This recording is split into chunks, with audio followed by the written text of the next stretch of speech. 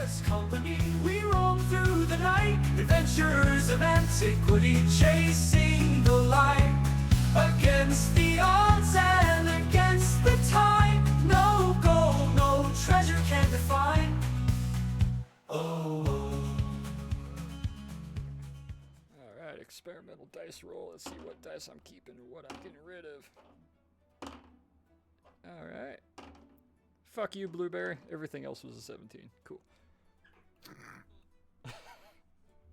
That was 3 17s and a 3, so Blueberry's going away today. Alrighty. Last we left off with Due West and Wondrous Company. The party successfully accomplished your mission of sort of an impromptu side tasking attached to a additional mission at the Isle of Rhodes, where you guys opted to make your way up into Soviet-controlled Georgia. While up there, you conducted your search for the Amazons, and through some mishaps and friendship making, you guys ended up stumbling upon them, aiding them, going through a trial of proving yourselves to them by the old ways of the Amazons, where you'd have to prove yourself in prowess for them to fully trust you, where things got a little bit out of hand. We proved ourselves. You guys definitely proved yourselves doubly over, as you defeated not only some shadow hounds, but also defeated a greater dragon that they had, unbeknownst to you. That did grant them the entirety and then some of the trust and cooperation and willingness that you guys were looking for, where, through some proper planning, you managed to teleport the entirety of the Amazon contingent and township back to Greece, specifically to Athens and Nikos' mother dearest. Arriving shortly after and consulting with them, informing her what this was, she was more than happy to help out and work with them. Where last we left off, the Amazons were being aided to various estates and getting organized, and the queen would be meeting with Nikos' mother, as well as other heads of state, to fully supplant them within the ranks and authority of the Greek League and the Athenian League.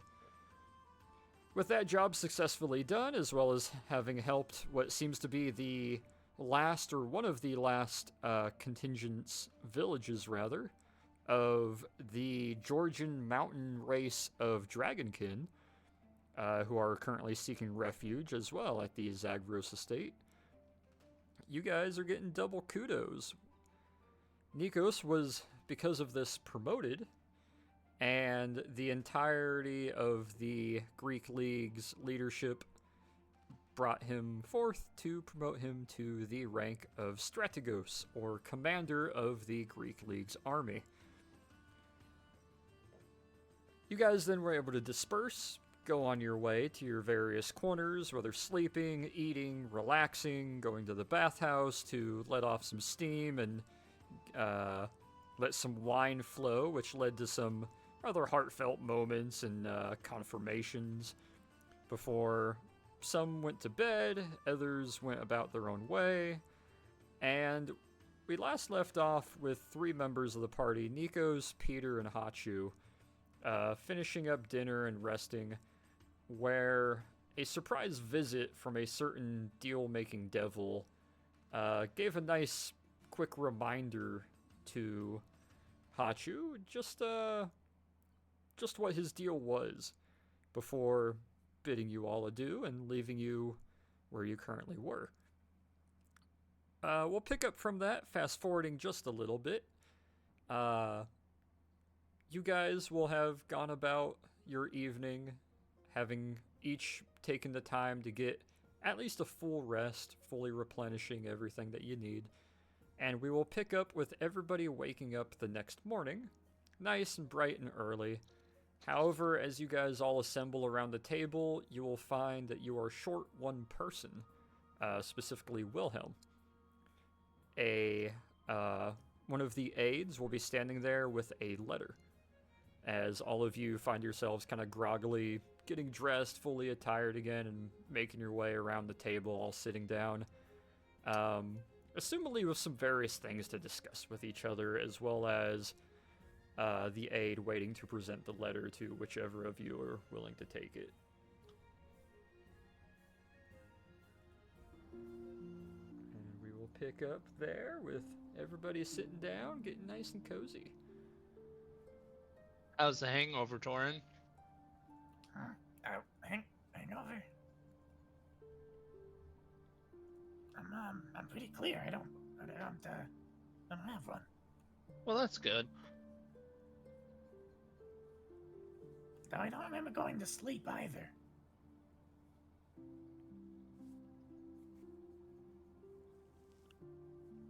Do you remember being carried out of the pool?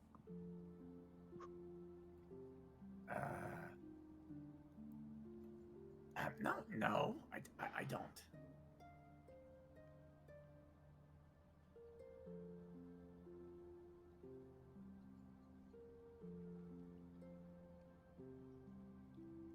I'm assuming that happened.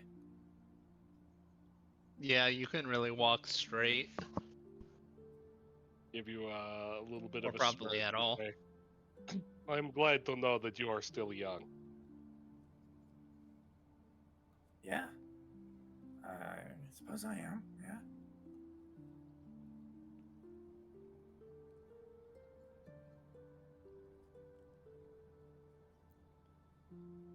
After a few moments, you'll get that small knock as the aide standing there with the letter will step forward and kind of look to the five of you and kind of waiting to see which one will address her. Oh, I assume I can give this to you then. It was asked that I Yep. give you this letter and hands it to All you, right. steps back, kind of folds the plate to her chest as she Thank you. stands by the corner. It's very short, quick, and kind of straight to the point. Wilhelm bids his adieu and hopes you guys the best. However, he had sent summons to a higher ranking English general who was leading the SOE's magical research. He spent a few times to go visit them in order to seek if he could meet someone. It seems his summons have been accepted, and in the middle of the night, he was approached by two officers who had landed at your guys' private airstrip, and he is informing that, while he can't give the exact details, it will likely be explained once you guys return back to England, whenever that may be, but he is currently relocating to aid the Landwich Company, and will be operating with the SOE for the foreseeable future. Oh. I mean, makes sense. Mm-hmm. So I'd like to see him off.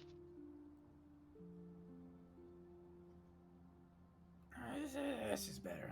I'm bad at goodbyes. At least you won't try to poison us accidentally now. Accidentally, quote unquote. Alright. Well, good luck to him. It's not like he's dead. No.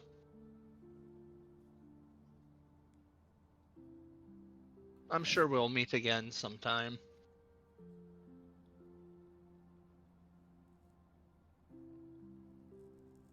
Say soon, you more butter.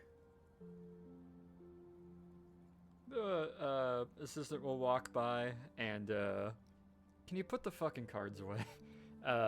Walks by and ends up setting out a little tray of, kind of pre-sliced butter and kind of slides it next to you and then steps back after a little bit.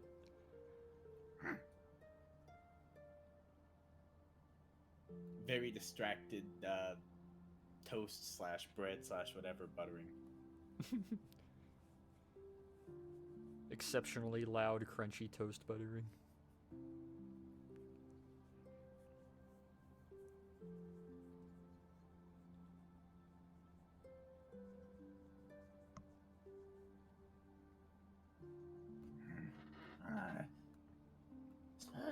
figure out what's on the agenda today. Well, waiting for the plane to get back, and then off to Syria. Right. Master Zagros, I do believe your plane Yes? has actually arrived. It arrived Ah. last night with the other plane with it that collected your Prussian friend. Have the pilots gotten up yet?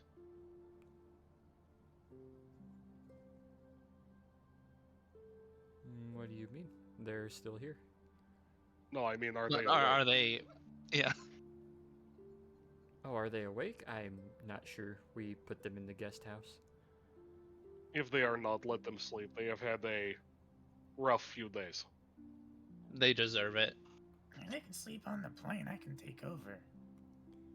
Very well. I'll be sure to pass that along then to allow them more time. And she'll kind of step back into the hall, murmur to one of the other aides who walks off down before she steps back over and kind of retakes her position at the corner.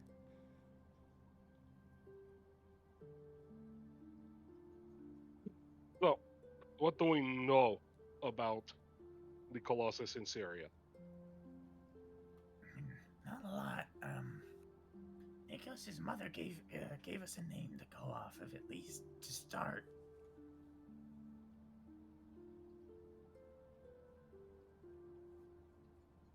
And didn't you say that it I believe the bill of sale was somewhere in Turkey, right?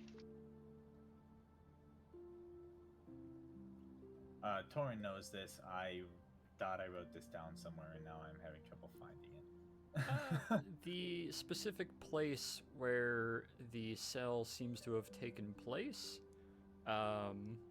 is let me double check here. Ataturk. Ataturk, that's it.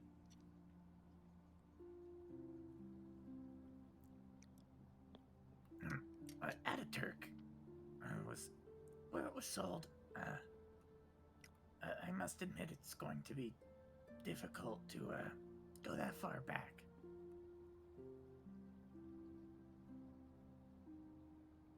Is there a possibility of you having any more related information here, Nikos?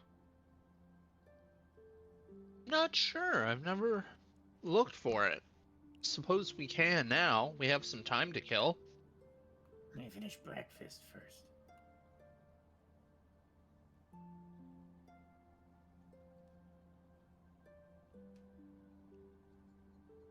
You're gonna eat that. Go ahead. Much obliged.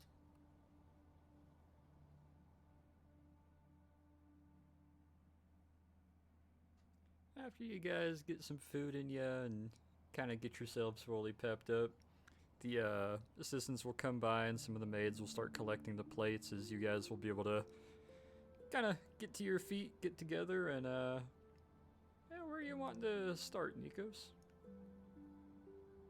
Well, surely we have some sort of like library or archive somewhere. You do recall that there is an archive, but it's not here at the estate. However, there is a small library here that your mom kind of keeps up and uses for her own personal research when need be. Oh, well, start with the library, since it's here. Alright. Party will kind of make your way through, and you'll come to the kind of small reading room. Arguably, it would normally be a smoking room, but this one's been turned into a kind of mixture of scrolls and writings and books on a handful of different shelves to different corners of the room. It's one of those good, like, 30 by 15 foot rooms. A really tall ceiling, a couple chairs sitting around lamps.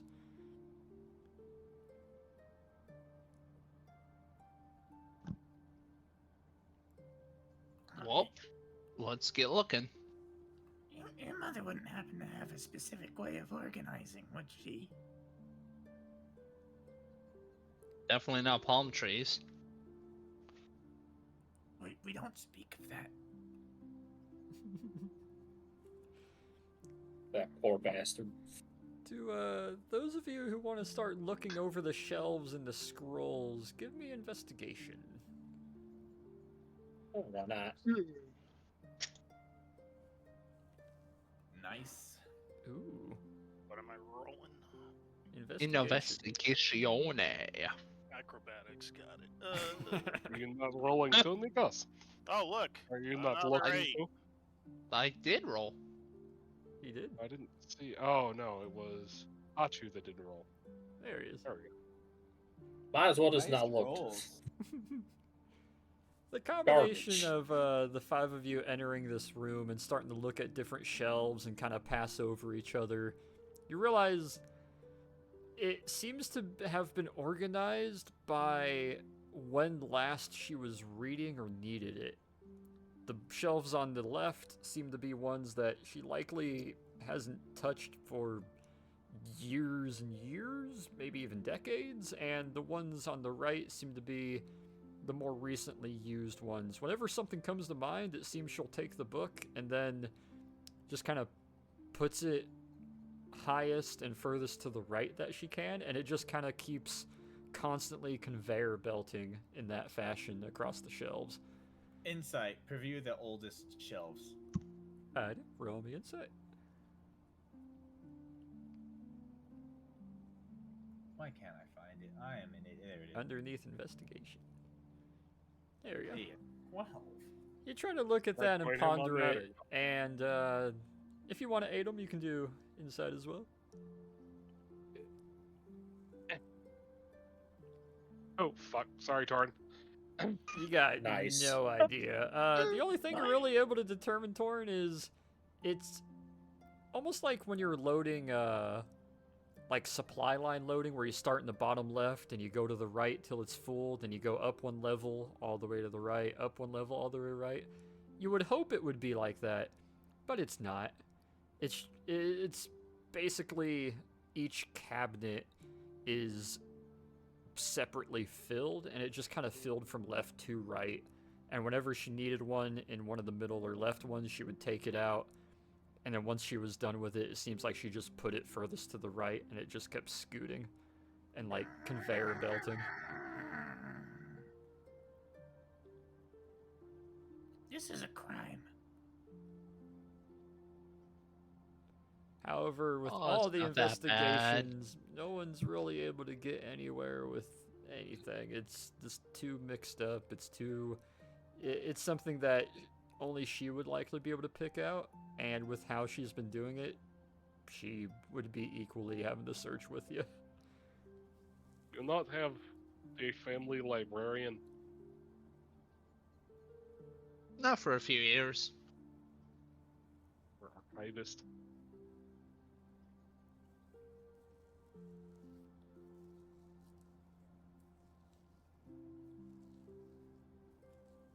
However, what are you guys specifically trying to look for amidst this organized chaos?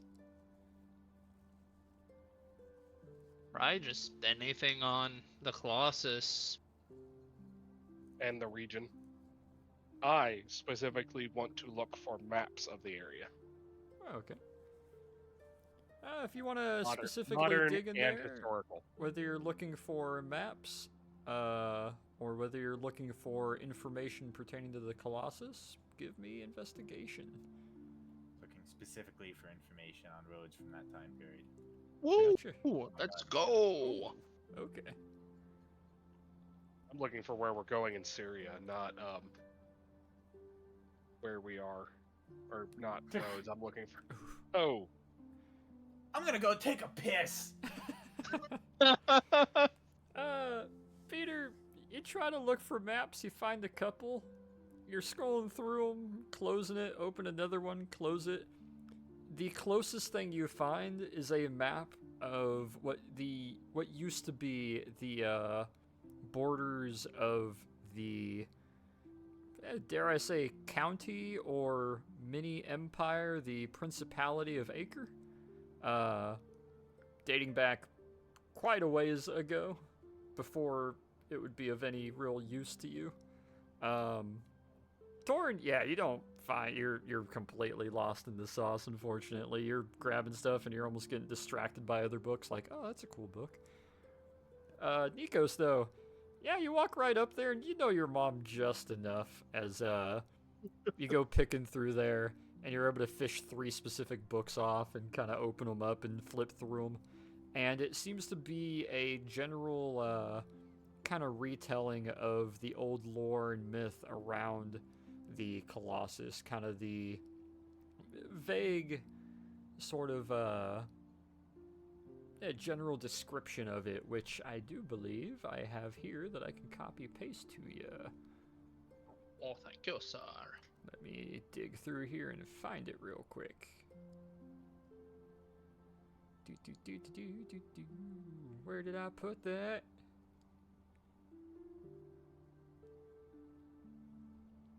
Oh boy, it's in here somewhere. Give me a moment. It was like a copy paste that I had sent to someone else. Where, oh where? Oh boy, I didn't think I would need this one. I thought this was one I had already sent to you guys for notes. Give me una memento to find it.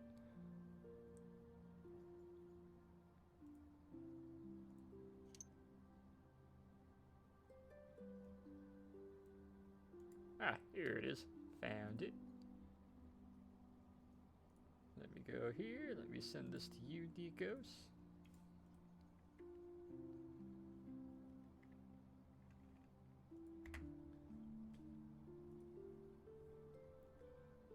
In addition to this, there's a small amount of what the Colossus used to be, which was a reward from the gods for a specific lesser god's attribute contributions to the battle for Rhodes.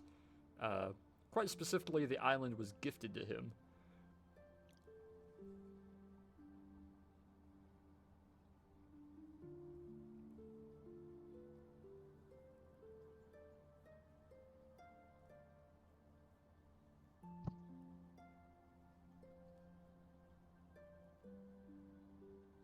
Eat.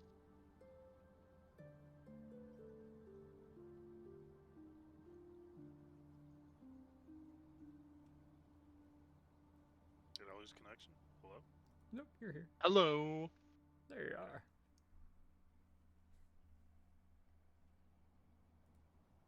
What am I doing? You're looking through a library.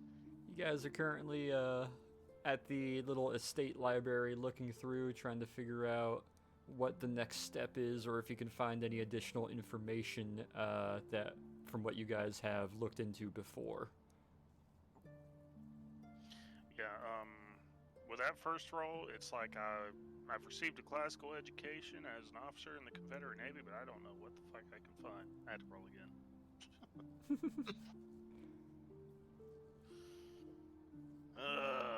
You're looking at Peter. If you're looking at historical maps, it was reinstalled outside of a Umayyad Caliphate fort, so that might give us a starting spot.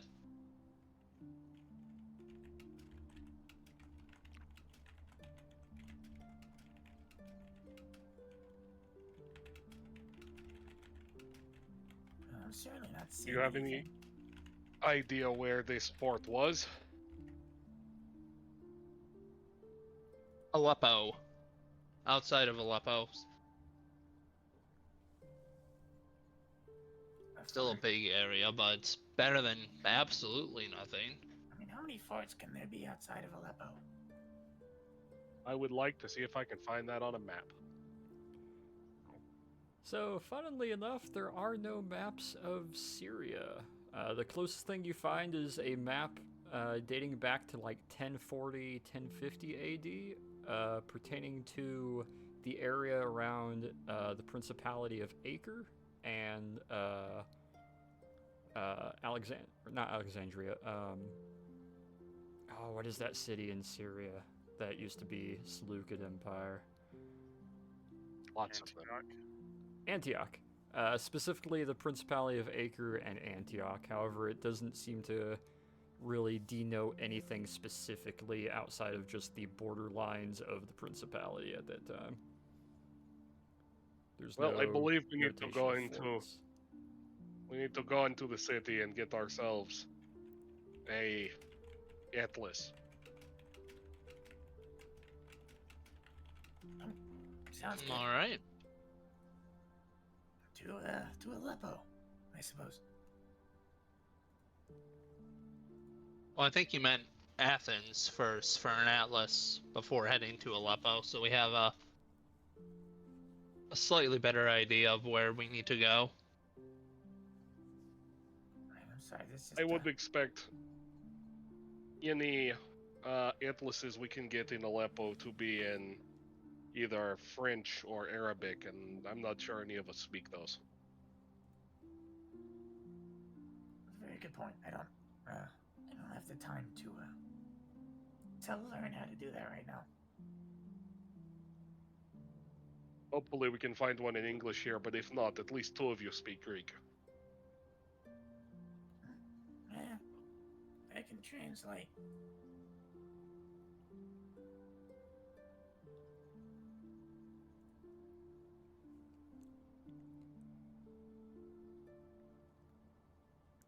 Well then, to the city. All I'll right. drive. You guys will be granted a car, and we'll be able to kind of advance our way through this section. You guys will be able to shop around, hit up some of the proper historical places that may have encyclopedias, historical records, specifically what you were looking for, older maps. And you are able to Looking for both old and new maps. old and new maps. You are eventually able to find a map that shows some of the Jewish trade lines, and it's around the same time period. It seems to be noted around like 700 AD or so, which is within about a 50-year period of when the Colossus was lost. And the trade line seems to show exactly the information that you were granted before. The Jewish traders had purchased the parts once it was disassembled, sailed past Cyprus, taken it to Ataturk, which at the time was a Jewish trade hub, sent it up the Orontes River, where it was allegedly handed over to the Umayyad Caliphate, where it was attempted to be reassembled. Outside of that, though, there's no additional information. However, what you can tell is the Orontes River seems to be the major trade line hub in that era between Aleppo and the port town of Ataturk on the Handed over coast. to who? The Umayyad Caliphate, who were the current ruling party of Syria at that time. Specifically the state of Aleppo. I'll copy paste that to you. Well, this is a And to me too. relatively decent starting point. Can we cross-reference that over a modern map? It's pretty easy to do, actually. When you look at a modern map, you realize it is quite literally the same cities, although having changed quite a bit, and the borders having changed between all the different empires and groups that have controlled that area. The town of Ataturk is still, in fact, the town of Ataturk on the Orontes River, which seems to flow directly east and then loops around to the north before emptying out in the larger plains area just outside of western Aleppo. The terrain in the cities really haven't changed, and the use of that river is still a major movement hub between Aleppo and the coast.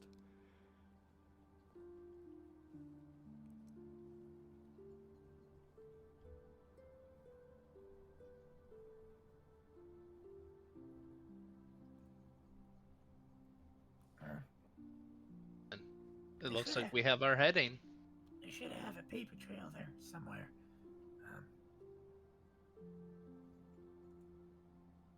Will any of us speak French? Yes, I believe so. Oh, perfect. Yes. There I'm we using go. French, second language. It's because I'm Confederate, y'all. Well, that means you're going to be doing all of the talking, because Aleppo is controlled by the French. That don't mean shit. How long? I should say. How long before we leave? And if the pilots are awake, And have eaten. You get the idea that unless they slept in till noon, they're probably awake and hanging out by the plane back at the estate.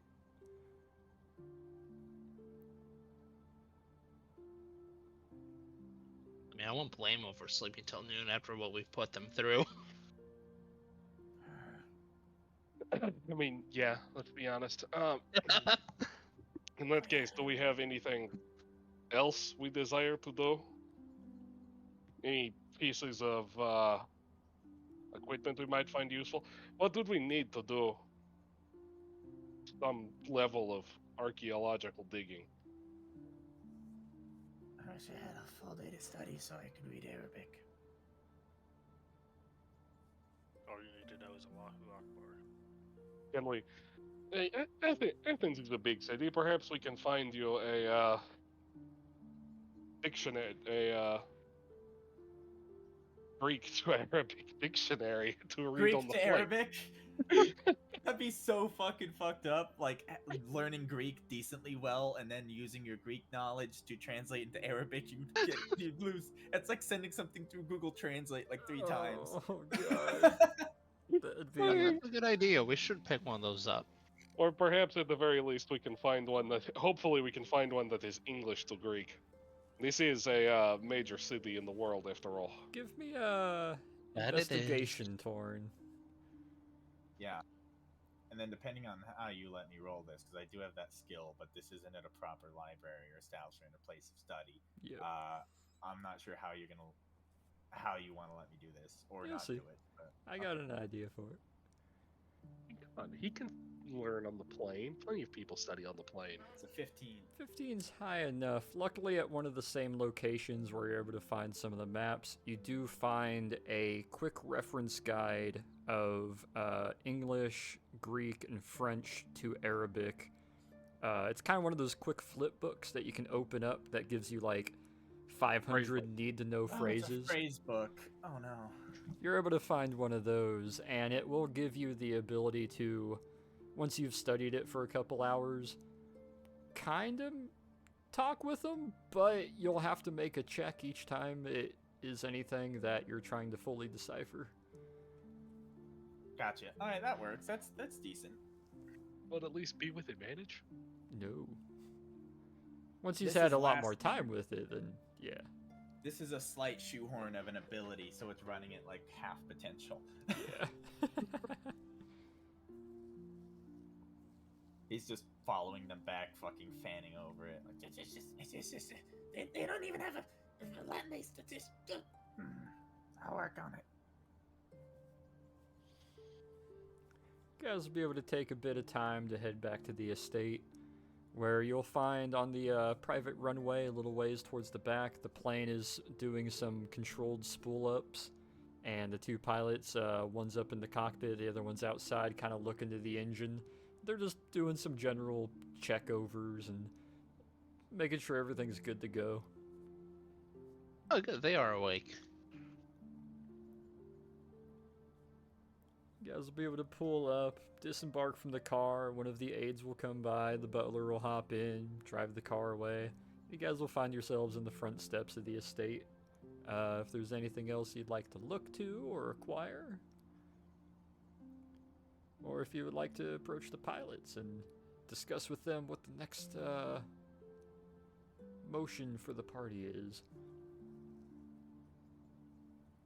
I'm gonna go split off and find my mom and say bye. Alright, you'll be able to search around the estate for a little bit, eventually be able to find her, and you guys will be able to take a little time to sit down, have a kind of quicker cup of tea, and say some goodbyes. The other 4 of you, what are you guys gonna be up to?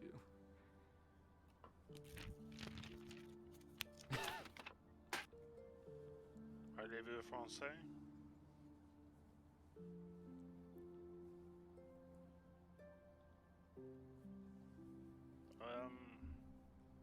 I don't know. What do you guys want to do?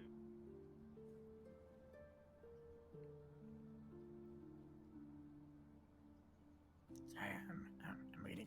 There. What kind of equipment do you think we'll need? Is there anything that we could need for working? Let's say this. Let's say the Colossus is left buried at some Umayyad fort, Shovels. in the middle of nowhere. What equipment would we need that we could not get in Aleppo? Dynamite blasting caps. I bet we can get that in Aleppo. Don't they do mining in Syria? Yeah, but would you rather trust explosives made out there, or would you rather explosives made here by I civilized? would expect it's imported from France. I would expect that that would not make it any better. Let's get British blasting equipment. Block and tackle. What are we Again, going is that something? Is that something we cannot have from Aleppo? Or do you not trust? I do not current- trust French. I don't trust French leverage. The French Foreign Legion wouldn't be any better if we got anything from them. I'd rather we get it from our British contacts. The problem is we are in Greece right now. The Brits are in Greece, aren't they? Not entirely. We are the Brits who are in Greece. You're the Brits that are in Greece.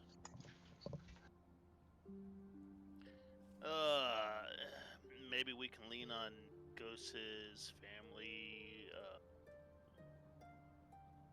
See if they have anything available, because I'd still rather lean on something we know versus something we are guessing on.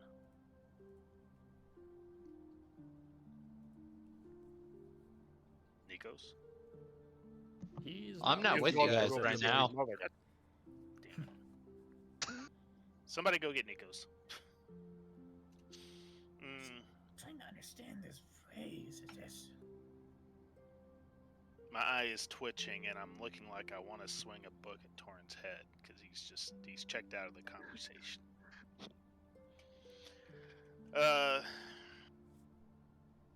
Looking at the encyclopedias, thinking which one's going to be thickest, and trying to think at the same time. I mean, Peter. Can we roll for intuition here on whether it would be smarter to get our explosives here versus? Give me roll me insight, Leroy. I mean, it'd be probably cheaper over there to get it over there. Oh, now you check into the conversation, you little half pint. This alphabet is confusing. I'm gonna. Says the guy who didn't realize Nico stepped away. With that 15 insight, you kind of think about it, and you realize the plane is still loaded with all the supplies that was having you prepared for going to Rhodes.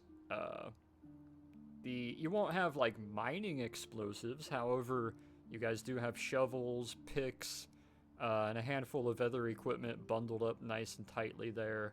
As far as anything pertaining to like needing to rapidly unearth things, it's not like the French are bad guys, and it's not like locals won't be available for hire. You guys have been given a pretty bottomless pocketbook. Hiring people in worst case scenario won't be out of the question. However, if you are looking to blow up a mountain by yourselves, you do kind of lack that firepower. But you do have some charges, a handful of dynamite, some other stuff. But as far as small-scale mining goes, you guys will be able to do that. But when it comes to an entire situation like that, if you're looking for British use of that, that's something you guys are going to have to go back to London and requisition, which will take some time.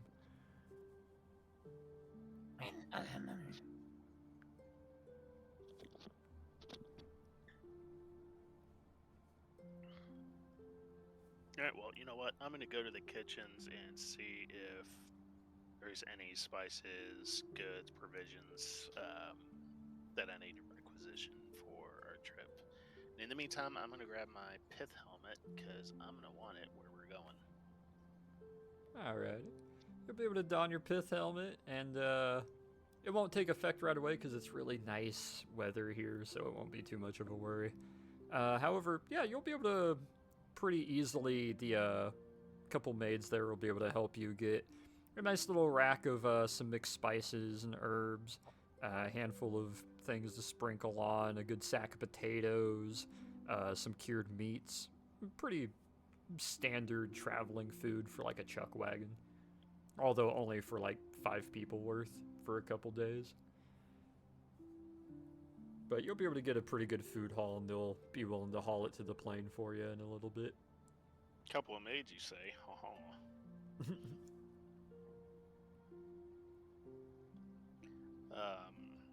All right, good. Got provisions. Happy. So there's nothing specialist that we could get in a city like Athens that we couldn't get in Aleppo.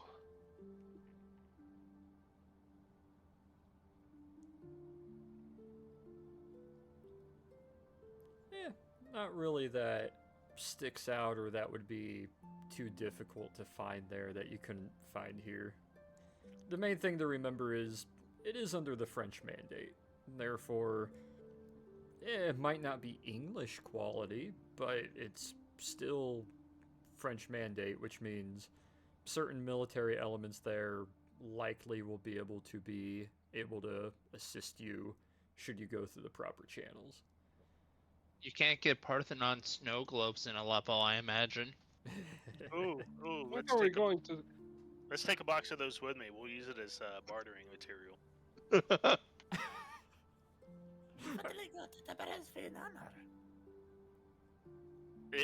Gesundheit, sir. Can you say that in English, please?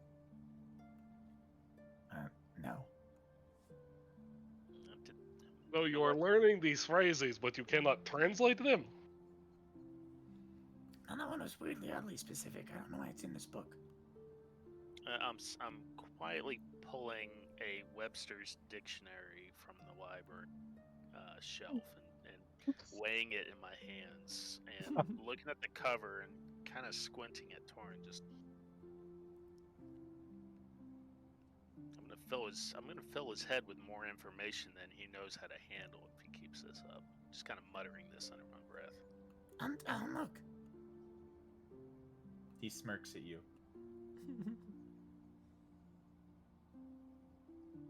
Yeah, I'm gonna wait till he's not looking.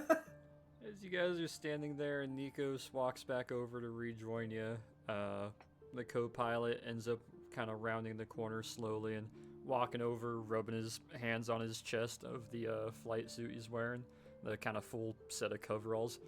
Ah, good to see you're all back. Shalom. You all rested and recovered? Isn't that Hebrew? Shalom. Yes, we're actually quite rested. Thank you for letting us sleep in, and of course to your mom for letting us stay at her very nice estate. We were about to sleep in the plane till she came out and said, "Yeah, get some rooms." So that was rather nice. Thank you.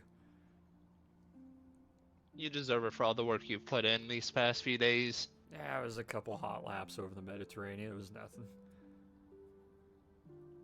Besides, he got to get his rocks off throwing the canister to you guys, which seems to have worked out. So That was an Worked interesting perfectly. maneuver. I wasn't so sure about it, but he assured me a plane was able to do it, so I did Does the Haviland know the plane can do it? it. We might not inform him that it did. I mean, it'd be useful for him to know. Once we're back in Perhaps in the England, future. we may inform them. Perhaps Use in the the word future, you will have- hypothetically a lot, and you should be good. I mean, technically, I don't think you ever hit reverse G's, so there's no reason you would have strained the airframe. Perhaps in the future, he will need to know that his planes can do that if he ever has to make a high-speed, twin-engined bomber out of wood. You might also like to know that his aircraft is capable of sustaining a 20mm in its frame. I still haven't told anyone about that yet, because you told me not to. Eventually. No, you shouldn't tell anyone at the OSS. The Haviland, I think, would like to know. I'll see about writing a letter to him then. Just say hypothetically and potentially a lot. It'll be fine. You see, the some problem is we've quotation been marks graced around with it. flying the one and only plane of its kind, the Albatross.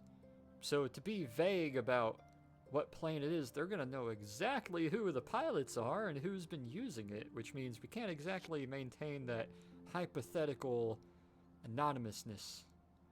Just make it clear that the Haviland isn't supposed to tell the OSS. You don't know how the OSS works enough then, do you? They read everything that comes in and out. But I'll see about passing the word along once we're back home and cozy. Before then, Perhaps though, I believe you all wanted to go to Syria. Aleppo. Aleppo. What's in Aleppo? Might be a little difficult to fly us straight there. Why's that? Well, I'm glad I was actually able to catch you all here. You see, once we dropped you off and made our way over to Rhodes, and then springboarded to Greece, and then back to Rhodes, and then back over to you, there's a rather substantial and kind of superficial sandstorm that doesn't look at all like a Shamal or a Habu of any kind. It's kind of engulfing Aleppo and a good chunk of the desert south of it, almost down to Jerusalem, although it's pretty sparse and fledgling that far south. But there's a nice wall of sand that's affecting the area. The transmissions that we received after attempting to translate them, thanks to some of the monks at Rhodes, they seem to be shutting down all flights to the interior of French Syria, as is being enforced by the French mandate there. So, if you guys want to go to Syria, the closest we can get you is drop you back off in Georgia and you march your way in, drop you off in Turkey, or we land you somewhere along the coast, likely around Antioch or somewhere west of, what was it, Aleppo you wanted to land at? There's a nice mountain range there. It's going to have to be west of that mountain range, somewhere along the coast. Definitely not Georgia. I assumed as much. Perhaps we could land and take a truck. I don't see why that'd be out of the question. Unless one of you got a grudge match with the French. No, not really. And I look a little suspiciously at Leroy. None of you have a grudge match with the French, do you? Not really. They're not going to shoot us down because one of you are here? Don't believe so. Don't think so. No, Okay. I have a healthy skepticism when it comes to the French. I don't think I have I don't think I have sour relations with the French. Good, then That's we the should have... funniest way to say racism I've ever heard. We should have no problem then. Tell you what, unless you guys have a different idea, obviously this is your mission, you get to decide where. We'll find some place, or rather if you guys want to pick out a place that we can drop you off somewhere along the Syrian coast. And from there, I'm pretty sure we'll be able to stand by for you while you find transport further in that isn't flying, that will result in us crashing. Sounds good to me. Very good. Take a little bit of time. We're still prepping up the I'm plane. gonna be I AFK. see I that. just stabbed myself with a spoon. Nice. Take your time figuring out what town you want us to drop us off in, and from there we'll figure out what airstrip is nearest to it. Meanwhile, we're gonna finish loading up the plane with the supplies and what seems to be some of the extra food that you're procuring from the estate here, as he kind of looks back over his shoulder and looks back to you all. Well, I guess anything else before we begin on part 2 of this Mediterranean adventure? Well, it kind of sounds like you know what you're doing. Peter, you have the map here. Good. I'm gonna get him in the plane. I'll see you guys. He seems excited to go to Syria. Can't say I know why. excited to see a new place. Figure out where you guys are wanting to land, and inform us once you board the plane, and we'll be ready to be off on our way. We'll be on the runway waiting for you till then. And he gives kind of a nod to everybody, turns about, and after a little while follows behind Torn, heading off towards the little private runway, and will eventually board the plane and oversee the loading of the spare cargo and some of the extra supplies before they finish up their checks on the engines for the next little while. Leaving you guys to deliberate on where you think would be best to land, or what you think the best way to go to Syria would be. Bring up Google Maps You're and bringing tell up me Google where Maps. the Torn. fuck the sandstorm ends. Torin is just sitting in the back of the plane, smoking a cigarette and poring over an English to Arabic phrase book. Let me pull up the world map here for you in Roll20, and I'll give you a rough idea. If we go on over here and zoom on in to French-controlled Syria, and I'll draw a nice little tannish line, if I can find tan here. There we go. Nice little tannish line. I'll make it smaller. Also, a note to Nikos in the DM: Torin absolutely took that suit. That's fine. It is in his luggage. Enjoy the suit from like the 1890s. Totally out of style. Alright. These tan circled areas on the map covering English, Palestina, Syria, and northern Egypt seems to be where the sandstorm is progressing kind of back and forth and obscuring any flight through that area, as well as tormenting some of the towns and cities that fall underneath it. So I guess the closest does this is before Hatay was transferred to the Turks or after? If I'm not mistaken, this would be before. So that little green flange sticking out, parallel with Syria and the Mediterranean, is actually still French at this time. It's just incorrectly colored. There we go. So in that case, I think the closest we can get would be to land at Iskenderun. Does that have a aerodrome?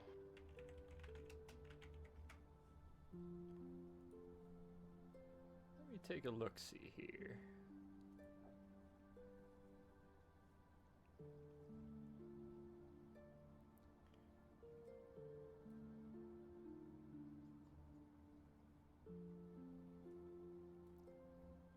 Iskenderun would indeed, at this time, likely have an airfield on it that you guys would be able to land at. If you would like, roll me insight, however, as you're kind of looking at this map, trying to determine this, Peter.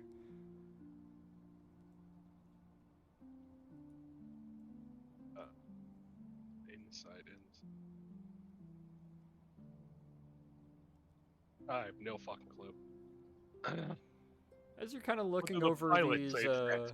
as you're kind of overlooking these towns and trying to figure this out, it kind of occurs on you that the specific river that runs from the Mediterranean up further into Syria before dumping out just short of Aleppo, at the very start of that river, connected to the ocean, is the shipping town of Ataturk, which is specifically where the trade hub started and where the potential paper trail may begin.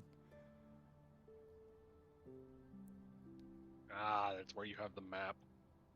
Is that not in the not in the gray area because it looks like it's on the east side of the mountains. Ataturk is on the west side of the mountains. If you follow the river, specifically it's currently on the Turkish-Syrian modern-day border. However, if you follow that river all the way down, it does in fact lead you to a town. However, there's 3 towns named Ataturk, so it's a little bit misleading. Yeah, But I think I might have been looking at the wrong yeah, one. you might be looking at the slightly larger one. However, there is a town called Ataturk not very far off the coast along that river.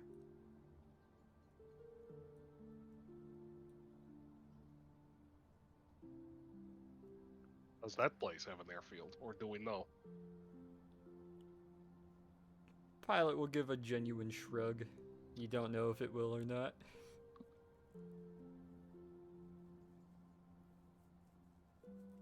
Well, I guess I have enough fuel to alternate to Cyprus.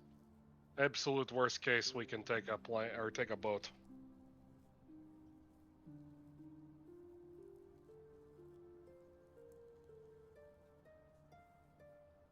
That work for everyone else? That sounds good. Yes. Alrighty. I'm assuming after a little while, you guys will be able to make your way on over to the plane board, and you'll be able to converse with the pilots, and they'll kind of nod and tilt their head a little bit at the information, but they get an idea that somewhere they'll be able to land. Worst case scenario, if they can't find an airstrip or just anything within the region, they'll be able to land out in the desert somewhere just as easily, and you guys will be able to go in on foot, or there's no reason that there won't be a flight strip of some sort or an airport that you guys will be able to land at. Especially with military clearances, more than likely you'll be able to land at one of the small forts or air bases even, is a worst case scenario. That is true. We are allied to the French. Yep.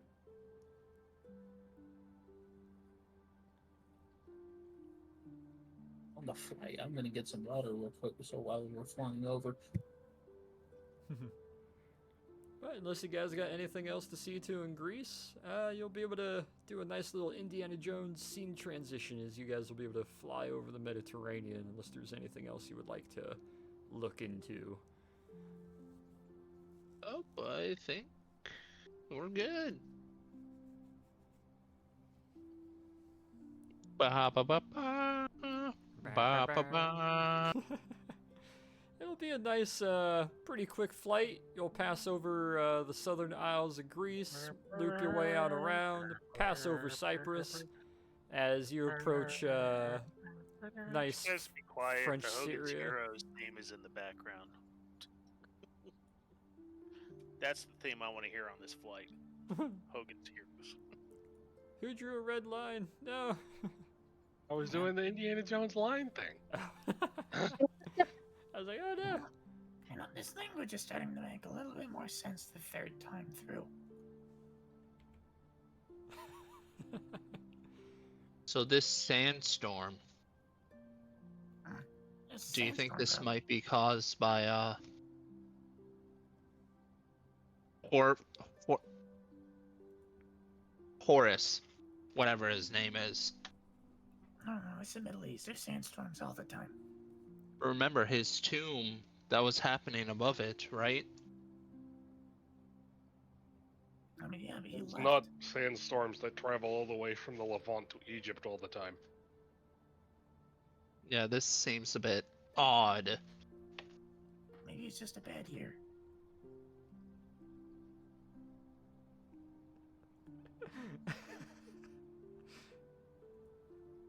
That's a solid, solid What are you excuse. laughing at? Treating sandstorms like wine. Oh, I love it. Yes, look at the sift of the sand across the dune. Yeah, that tells me it's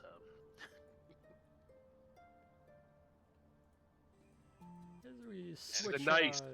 Vintage 1924 sandstorm. Mm. Torin is so dismissive of literally everything when he's focused on something else. As you guys begin your flight in, you get the idea and kind of overhear some of the comms chatter from the pilots who are requesting access to the airspace.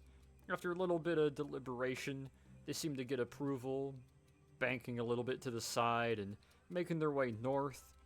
Following the coastline, you guys are able to see out the windows just a little bit the sandstorm. It is not your typical wall of sand. It's not your typical kind of certain altitude gusts. It is very kind of specter looking. It's almost kind of ghost like. It seems to be a very large mass of wind and sand blowing at certain altitudes. And it's so far off in the distance you can't really see the active movement of it, but kind of like when you're watching clouds, as you look back to it every 10, 15 minutes, you can see where it's shifted and manipulated and moved as it's making a very slow turnaround over what you assume to be over the top of Aleppo, further inland, before kind of slowly curling around and starting to make its way south again, before curling on itself and starting to turn back north. It's a very odd wind pattern, to say the least. Can I roll Arcana on it? You can roll Arcana if you wish to.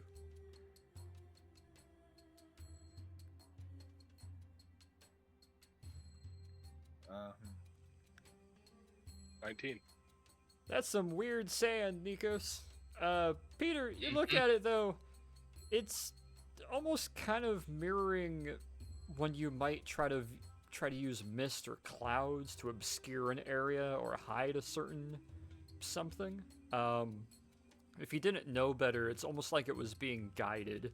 Almost kind of like people that will do that sort of dances and maneuvers where they can manipulate smoke to move around in kind of whimsical patterns. It's almost doing that, but over a, like, state-sized area and very slowly.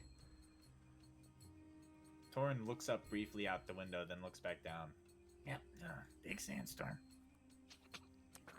You have no taste, sir. Clearly you need some education in geology. And wind patterns.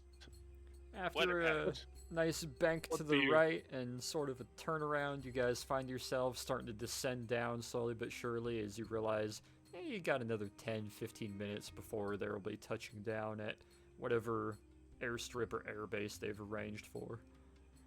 What do you think, Nikos? Is that like something you could expect from your... Oh, fuck, I completely forgot the name of the Greek god he's fucking with. Typhon? Yeah. Is that something you could expect from Typhon? Well, he is associated with storms, but I would say that would be more water storms than a sandstorm. Typhon does water, not sand. Sand is the opposite of water. Mm-hmm. I think this is the work of our mummy friend.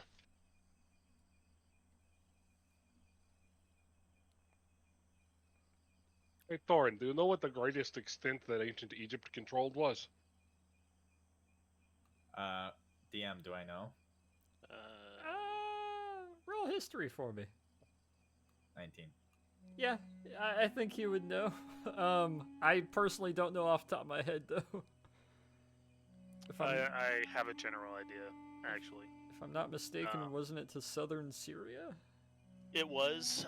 There were multiple battles at Carchemish between the Assyrians and the Egyptians. Even the Hittites further back would have wars with the Egyptians in the region. It wouldn't be southern Syria per se. If we're talking about Damascus, it would be further north. So let me bring up a map. I just found a map. There you go. Yeah. It was more northern Syria. If you got that, you can bounce that to Torn. Oh, I put it in the chat. Oh, that works. But even further south as well. Yeah, they had quite a reach. I don't recall them ever going that far though into Babylon and Sumer. I don't think they ever got that far. I That believe they a little- besieged Babylon at one point. Yeah, but that kind of map would indicate existing control. I don't believe they ever got that far. I think it was more along that line where you see Damascus and just a little east. I feel like it was a little further without that line and without that section involving the Euphrates and the Tigris. I don't believe, and I could be wrong. I'd have to go double check, but I don't think they ever. I think it showed might far be, east. based off some of the other maps I'm finding, it might be that they had Babylon as a tributary at one point. Which would make more sense, but I don't think. Torin, without looking up, says, Northern Syria, about halfway to the Black Sea. page turn.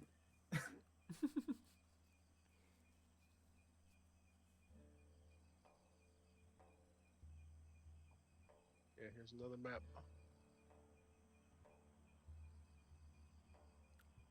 I like how he's just reading, just gives a quick little dismissive answer. Yeah, here, I'm gonna put this as well. Oops. Come to think of it, it almost became the Egyptian Sea. Black Sea sounds better, doesn't it? That's the map yeah, that's more what I'm familiar with.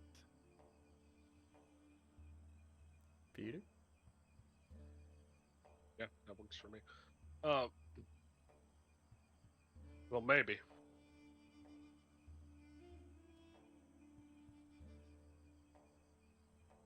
Would Herman Werfer have been familiar with those lands? I mean, probably. He's kind of like old as time and stuff like that, so.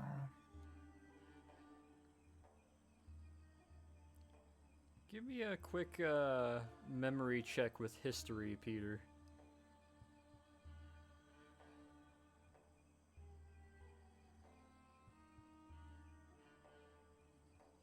Nope. You don't quite remember what you guys had read and discovered while in the temple, but you get an idea that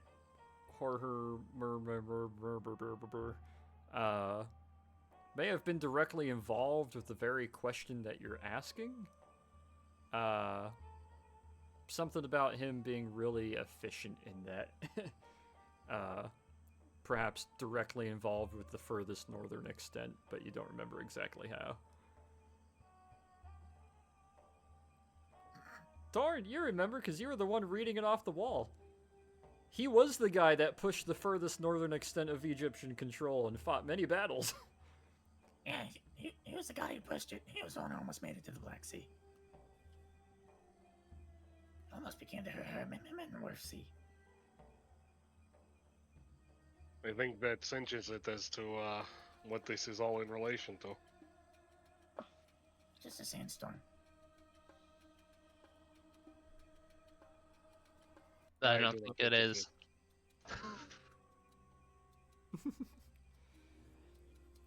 As you guys begin to descend down, you hear one of the pilots lean over and kind of call out down the way. Make sure your butts are sitting down in their chairs. We're coming in for a little bit of a dirtier landing. It's not the best runway, but it's the best thing they can provide us.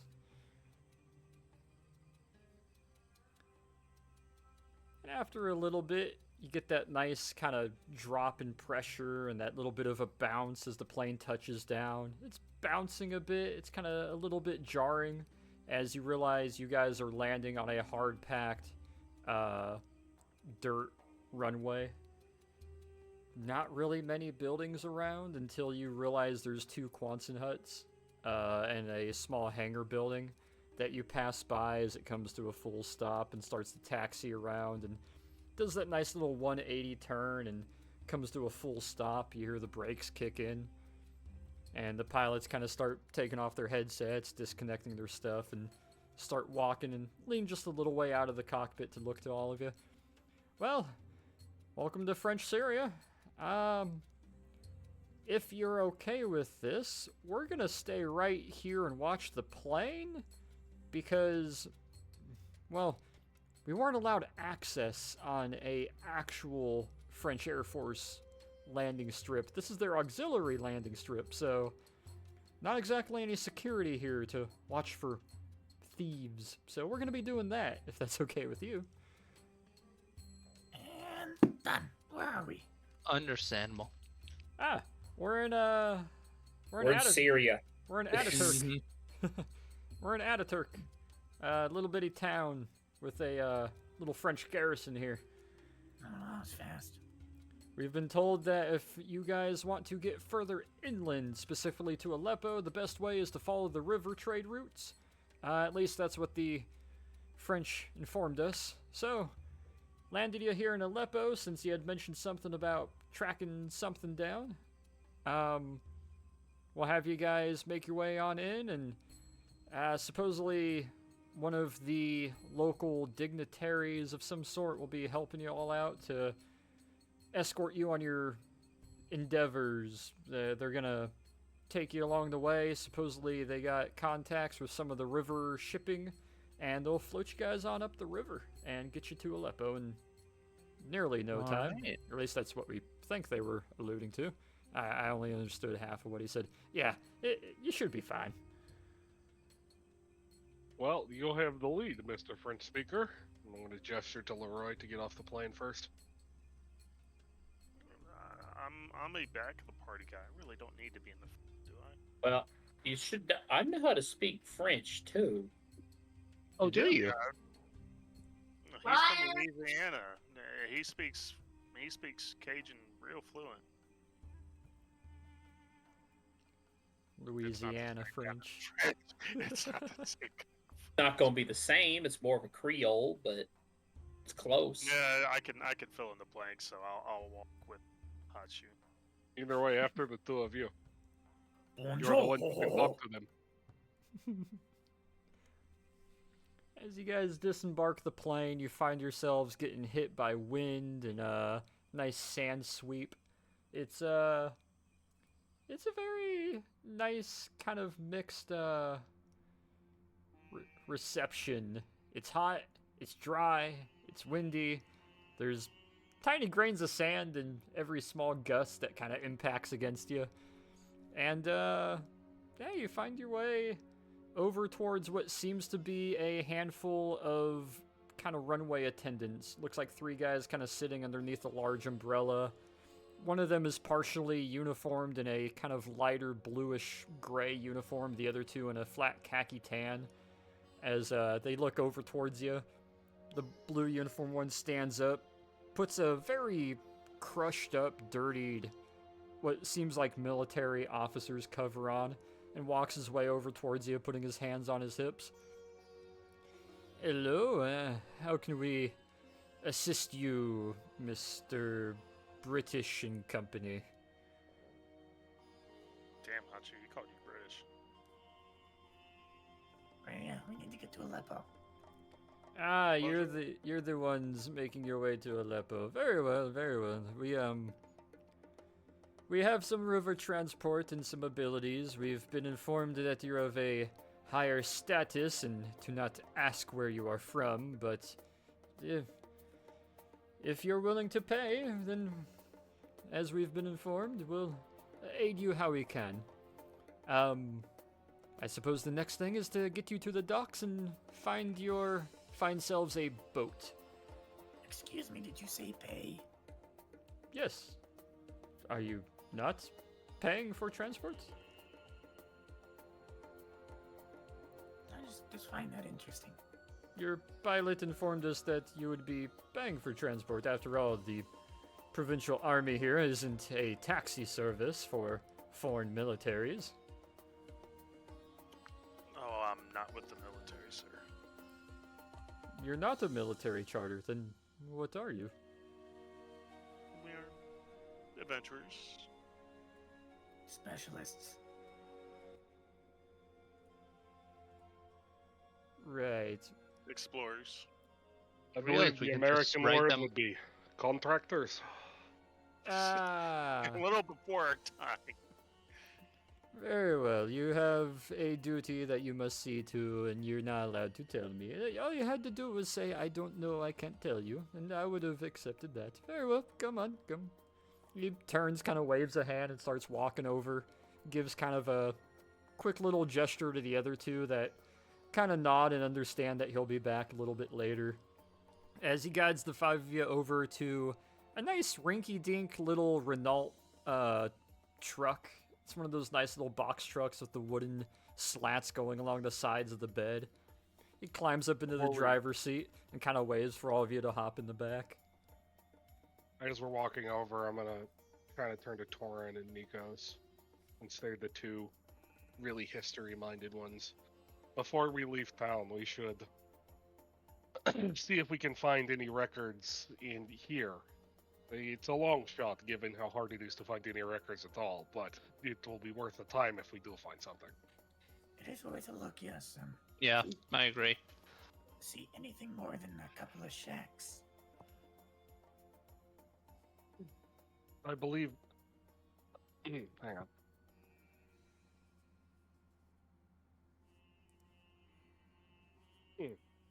He's choking Jim. Yes, for real though. Look, He did stab himself with a spoon. So I have to give him. how the hell did? I don't know. I was getting ice cream, and it turned out to be a lot more frozen than I thought, and my spoon broke through part of it and stabbed all the way through the bottom of the ice cream container into my hand. How It really hard did fucking you hurt. stab the ice cream? A lot harder than I thought. That's why you get an ice I'm cream. just getting scoop. this I'm getting this image of Father Peter with a tub of ice cream and a furious look on his bushy face, stabbing with the utmost godly force into the tub of ice cream, and just like, I stabbed myself. Mike! Just, Oh. Alright, now, I believe we are on the outskirts of town, though. So perhaps we can ask this French gentleman here. Yes. Excuse me, French gentleman, sir. I am Syrian, but understandable. What can I help you with? Do you have a place in town, perhaps, where records are kept? Town hall, library, some sort of archives. I do believe there is one or two libraries. I also do believe the trade hub keeps a rather deep record keeping, although you'd have to gain access to it with some of the traders there. They're not the most open to outsiders, but if you have access to apparently order around the French, then you likely will have ability with them. We'll need to stop there. Very well. Would you like to go there first or to the docks? First, probably, right? It will probably determine, with any luck, it will determine how far upriver we need to go. Very well. To the Jewish corridor it is. Please hop in the back of the truck. I will have you there shortly. Hop in back. As you guys are able to mount up, it's not the most pleasant ride. It's one of those little rinky-dink quarter-ton, like 1915 era trucks. It's puttering, it's struggling, but you guys go on a nice little desert cruise for about 20 minutes before you start entering the edge of some of the hamlets and little structures in town, and eventually find your way coming up pretty quickly on the mouth of the river leading into the ocean, as he takes a couple turns through some buildings and township and makes his way over to what looks like a nice smattering of wharfs and docks and houses. As he moves up through it, comes to a nice gentle little halt and kind of leans out a little bit. Alright, well, I can't specifically direct you to where to go. This would be where you would want to start. Thank you. Well, presumably be back, of course, to see the docks. If you you could stick around.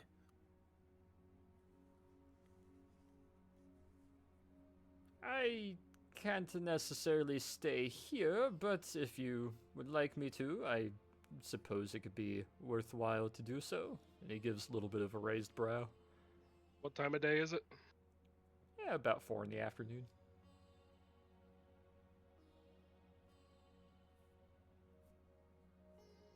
Oh, what would it It's be? 4 in the afternoon. Dinner, then I guess. Not Um, start moon. I'll flip him $5 and tell him to go find yourself somewhere to relax for an hour or two. Very good. I'll be around here in a little while. You take your time. As he has all of you guys disembark before he starts to drive off nice and slowly, the port engine kind of puttering about a bit, as we will transition to the first map of your time in Syria. Give me a moment to properly populate it and allow me to switch over to a nice mix of music. Ah, yes, black map with blue background. Yes.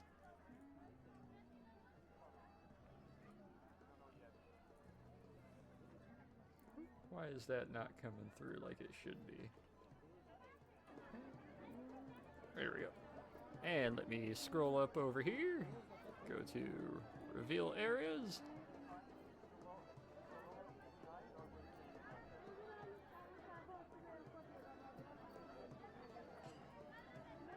As you find yourself along the edge of what is the start of a somewhat decently long line of wharfs and trade boats and docks and fisher quarters, you guys can kind of see in front of you standing around a couple kind of leisurely uniformed, but still uniformed persons.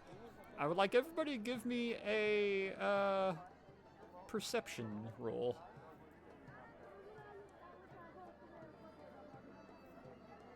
14, 18, 16, oh yeah. 21, shit. You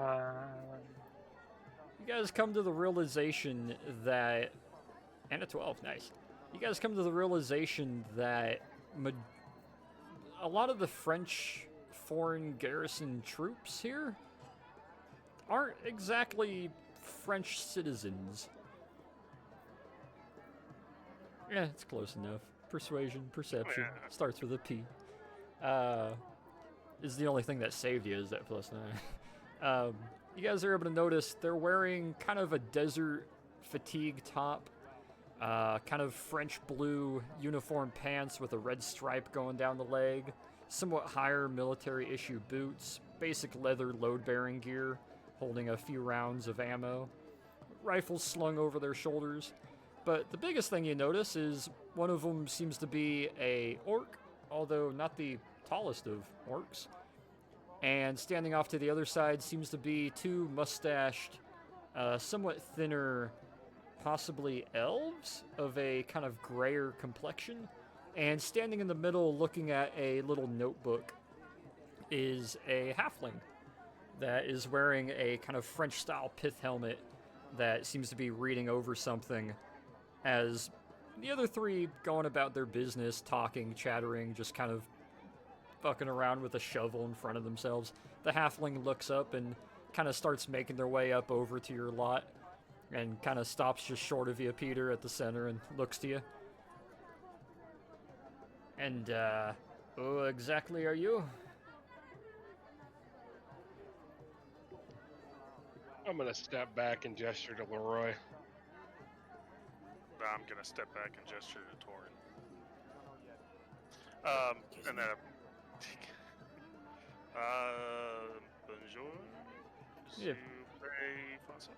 Bonjour, Francais, yeah. And kind of waves his hand, wobbles it a little bit. English, français, espagnol. English, yes. I is from Cyprus. Greetings. You're a strange looking bunch. Can I ask why you are here, and are you looking to enter the docks? Oh, we are pirates on shore leave, looking for. No. Or him. No, we are. We are we're, currently issuing charters for pirates if they are available. There have been some raids. Torrin's gonna be our pirate captain. No. Why are we here again? I'm having a moment. We're here looking for the The records, the archives. The archives. I'm sorry. I'm blanking. We have interest in traveling upriver. Yes, what my colleague has said. We have an interest. We're an adventuring party in search of knowledge, seeking to travel upriver. Oh, is that all? Oh, surely that'll be fairly easy. There's plenty of out of work bums and piracy groups here with no ships to hunt that are more than willing to travel your company upstream, upriver. However, you see, due to recent threats and dangers, we have to vet those that enter the docks, as we've been instructed to do by the owner of it. Perhaps you can help us in this time to show that your intents are well and good. My name is Leroy Copeland. I'm a former officer in the Southern United States Navy. Yankees. Currently no sir. The Yankees are north of the Mason-Dixon. We do not use those words for myself and my tall, scaly friend here. We are. You might call us Confederates, perhaps, but we're Johnny Rebs. The situation over there is kind of sensitive right now. Oh, it would be like confusing you for one of your brethren in Egypt to the south, or compatriots in Greece. I think you missed the point that I'm attempting to make. It is a bit of a fee to enter here, as is directed by the captain. So long as our cargo gets left untouched. I'm all passing $5. Yeah.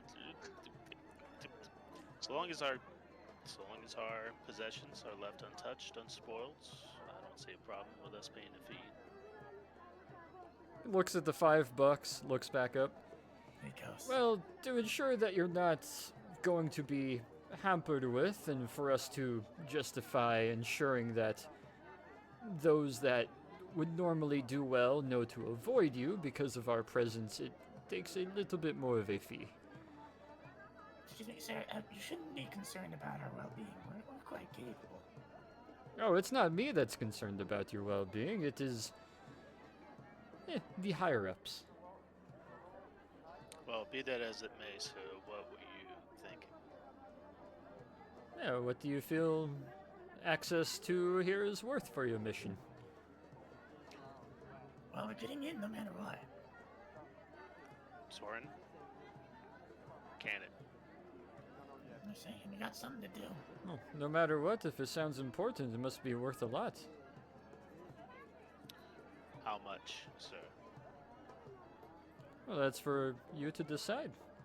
And he kind of looks back over his shoulder as you see the orc kind of raise this large shovel up on his shoulder and kind of takes a couple steps over, and the two elves kind of grab the rifles and just have them idly hanging down in front of their waist as they kind of step over and look to you.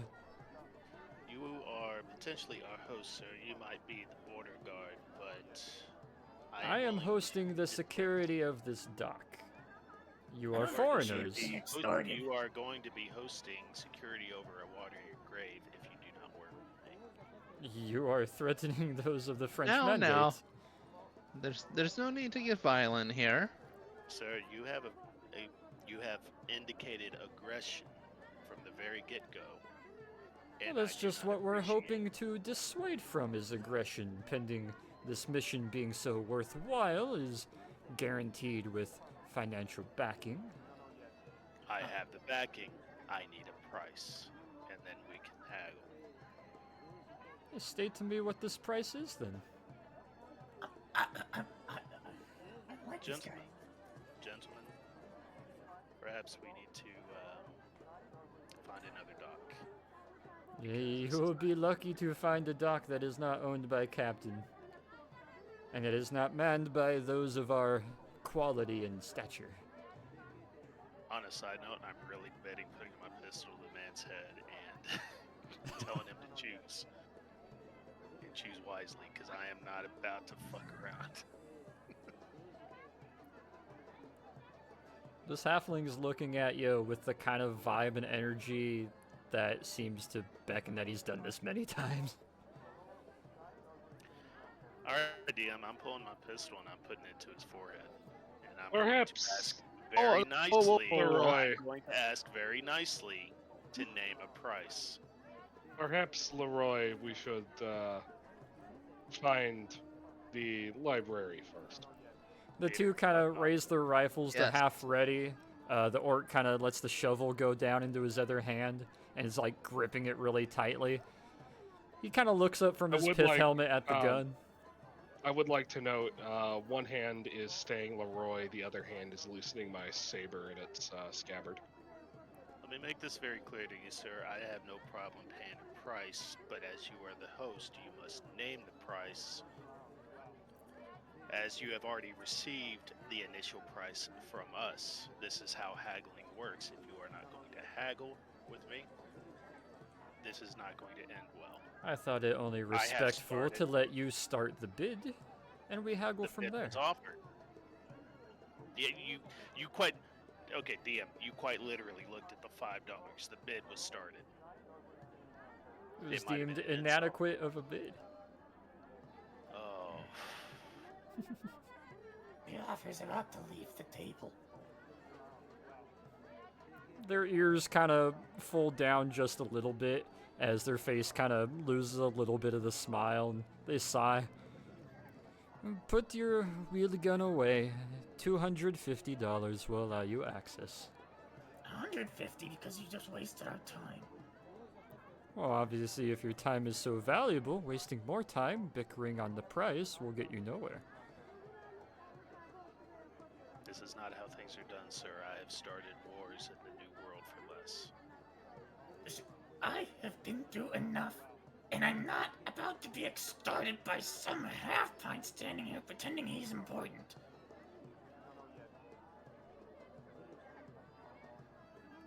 Kind of 200. squints at you. Let's go. The squint looks back up. 200 it is. Seems I'm alright. withdrawing 200 from my. Alright, minus 200 from your current piggy bank. He'll hold a hand out as you hand him the money. He'll take it, quickly kind of look it over. Very well. You will find no interference from the French mandate or its soldiers while you are here. As for the others, I cannot guarantee their willingness to work with you so openly, but you will not find any hostilities from us. And if anything should transpire, unless, of course, those you are transpiring against have paid us more, you will find us aiding you should you need it. And he kind of steps off to the side as he pockets the money. The other two elves go to the side, and the orc just kind of walks over and kind of just looks you all up and down. Torin's gonna step by, but stop and look at the halfling, sort of lean and go, If they pay you more, it's not going to end well.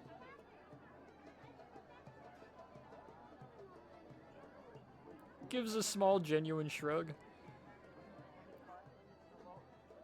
Well, let's just hope you don't cause any ruckus while you are here. Hopefully, there won't be any need to. I give a smile that doesn't reach my eyes. Kind of smiles back to you as he steps back fully into the shade and kind of hops up a little bit onto a overturned barrel and kind of sits back, crosses his boots over one another, and just kind of gives a nice little pleasant smile for you guys to enter. You're still short on that barrel. You know, your kind is often kept as slaves and indentured workers in these parts. You may want to stay close to your handlers. Don't want to be mistaken. Torin's just gonna wrap one arm around the Browning automatic that he has slung over his shoulder, and then adjust his glasses with the other hand, make eye contact, and then look away. I'm gonna put my hand on Torin's shoulder and let's get going kind of gesture, but I'm not going to. I've said what I need to say.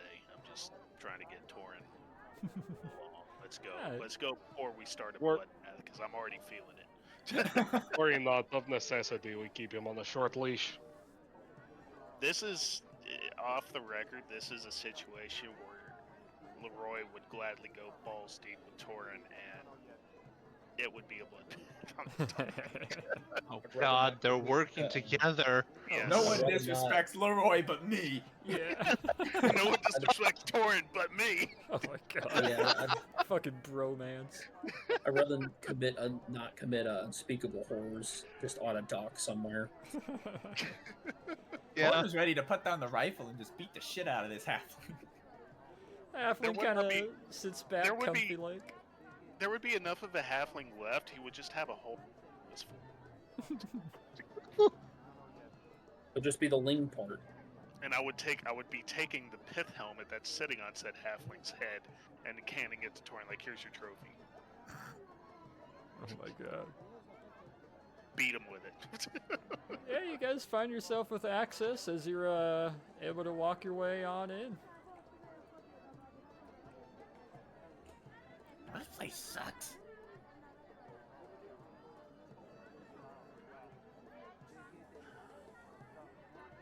Gentlemen, I feel that Reminds me of my old job. this is not going to be the last bit of conflict we have before this mission is over. So keep your wits about you. We're gonna get extorted on every Filled street it. corner. Eventually, we're gonna have to, like, not. Don't you worry about that, my little orange friend. Right, library, or some sort of records, or the trade center. Surely be further into the town. If you could call this a town. Give me investigation, all of you. I've been rolling completely mid all night. Dead halfling is what I'm going to give you. 13, 14, 14, 26 from Leroy. Hot damn. Leroy, like, yes, I was here in the 20s. This is his element. All of you kind of look, and you can see where the front of a lot of these houses are what seems to be either warehouses or finance centers. Sort of, basically kind of like small condo offices, it would seem, where a lot of contracts are signed or things are signed for, paperwork is kept.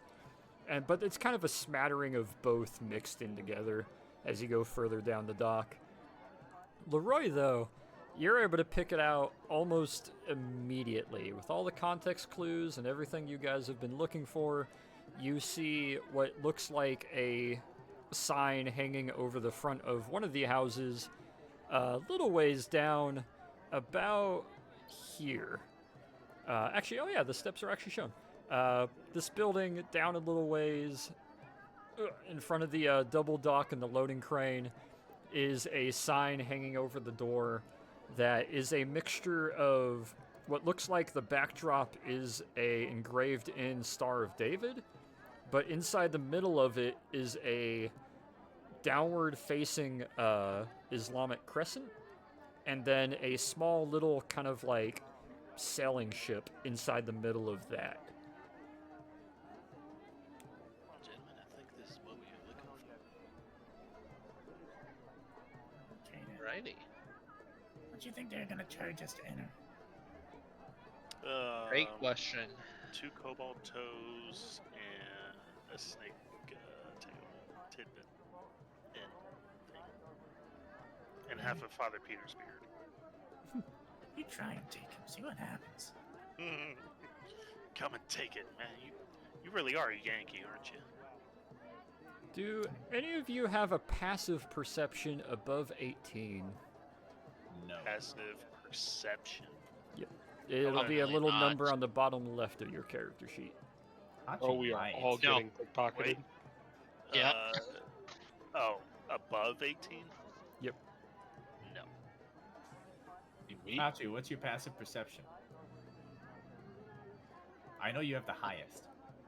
I think he does have the highest. I don't know if it's above 18. Let's see. I mean, mine's pretty close, but it's not 18. Hachu. Oh yeah, 15. Oh, he's tied with me then. Shit. Ooh. Hachu. It's because we Got got him. reds.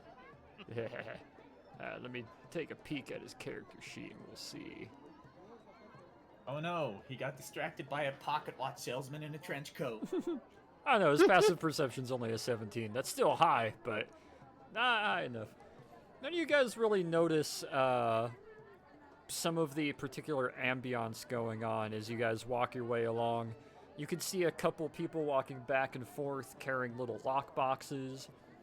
Specifically out of this office as you approach it, the front door of it opens and stepping out of it seems to be what looks kind of like a smaller kobold. Very red in color, has a nice pistol on his hip that is very loosely fitted, and he's wearing kind of sea attire and clothes as he kind of steps out, looks up at all of you, looks back down at the papers in his hands, and continues skittering on across, walking around the boxes, and joins some of the other kobolds on the dock beside you, who seem to be kind of lingering around, but they don't seem to be drawing any super attention. However, it does seem like they are armed.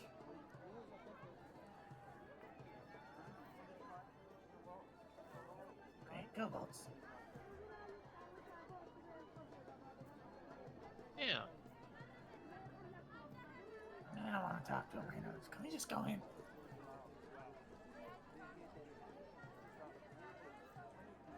Let's go in. Alright, you guys Well, are gonna Leroy, open up the you door first. and all of you step on in? You seem the best at navigating these people. So as the five of you file in, Leroy taking lead and the other four following behind as you close the door behind you. It's a smaller office. It's a little bit tighter of a space. It's, why is there crickets? It's a little bit harder packed inside. However, you see inside there 2 chairs kind of up against the left wall to sit on. A kind of 3-person sort of tattered sofa on the right side. And on the opposite side of the room from you is a small office door that leads back to a smaller room in the back. And a nice table set up. However, this table is absurdly tall. Like, it is 6 feet off the ground at the top of it. Because standing behind it is a centaur. A rather large centaur. And, if you didn't know better, it looks like he is entirely clad in a bunch of scale mail and has a shield up on his back and what looks like a rather large pike that's kind of hanging off his left side. However, the helmet's currently off and set on top of the table as he's leaning forward and seems to be writing some quick sketches and letters very rapidly in what you can only assume to be Arabic with how loopy it is, before he looks up and kind of squints to all of you and focuses on you, Leroy. Can I help you? Bonjour, my name is Punt. Do you prefer English or French? English works fine. I have been practicing as much as of late. Very good, sir. I can always appreciate an individual that wants to further their learning. Please, I must ask, it is not sir, it is captain, but continue. As you say, Captain, as a former officer myself, I can appreciate it. We are here seeking some knowledge. I turn to Peter. He can provide some Again, more I'm going to information. gesture to Torin because he's the guy who knows how to navigate archives. Yeah, my apologies. My young friend here, colleague from the northern United States, can further fill you in on what it is we seek. Very good. How can I help you then? We are seeking temporary access to the archives in order to peruse records from, very long time ago. We're looking for leads. Might I ask roughly what time period and why you would approach me of all people? DM, what time period was this sale done in again? I do not remember. This is why we take notes. This is roughly 705 AD. 705 AD, more or less. Oh, you're looking Eastern Roman Empire. quite long back then. Yes, Captain. Well, I can say the records may be there, but I would like to inquire as to why you are wanting these records. We seek artifacts. An old sales record. Might I ask what for? Someone's gonna, like, Archaeology, knowledge, curiosities. We're adventurers of a sort. I'm a curator of a very prosperous museum back in Boston, and well, I'm on commission. You carry some rather... what is the word? Distinguished, I believe, individuals with you for this history expedition. Sure, history is often found in the most dangerous of places and is often seized by the most dangerous of individuals. It would be unwise to seek artifacts unprepared. Kind of you- look at Torin with pride. Was like, couldn't put it better myself. You are quite wise for a kobold. We do not see much of your type anymore. Yeah, I hear that a lot. Well, I must inform you that I have only acquired this company a few years ago, and I'm still sifting my way through their trades and histories and rivalries, and I need to ensure you are not one of these potential rivals. Would you like my credentials, sir? I would Yeah, be appreciative of them. May I ask who your rivals may be? Well, there are many of them, as I am coming to find out, even before I acquired this company. I prefer to find myself and my party included as unaligned. I hand over my credentials, which I keep in a breast pocket. We'll kind of take it, look at it. Well, I assume this is something stating your abilities and lineage. I cannot actually read it, I am afraid. My apologies, sir. Leroy Copeland at your service, resident of the Southern United States of America, former Southern United States Navy officer, entrepreneur. My family is well established since the war.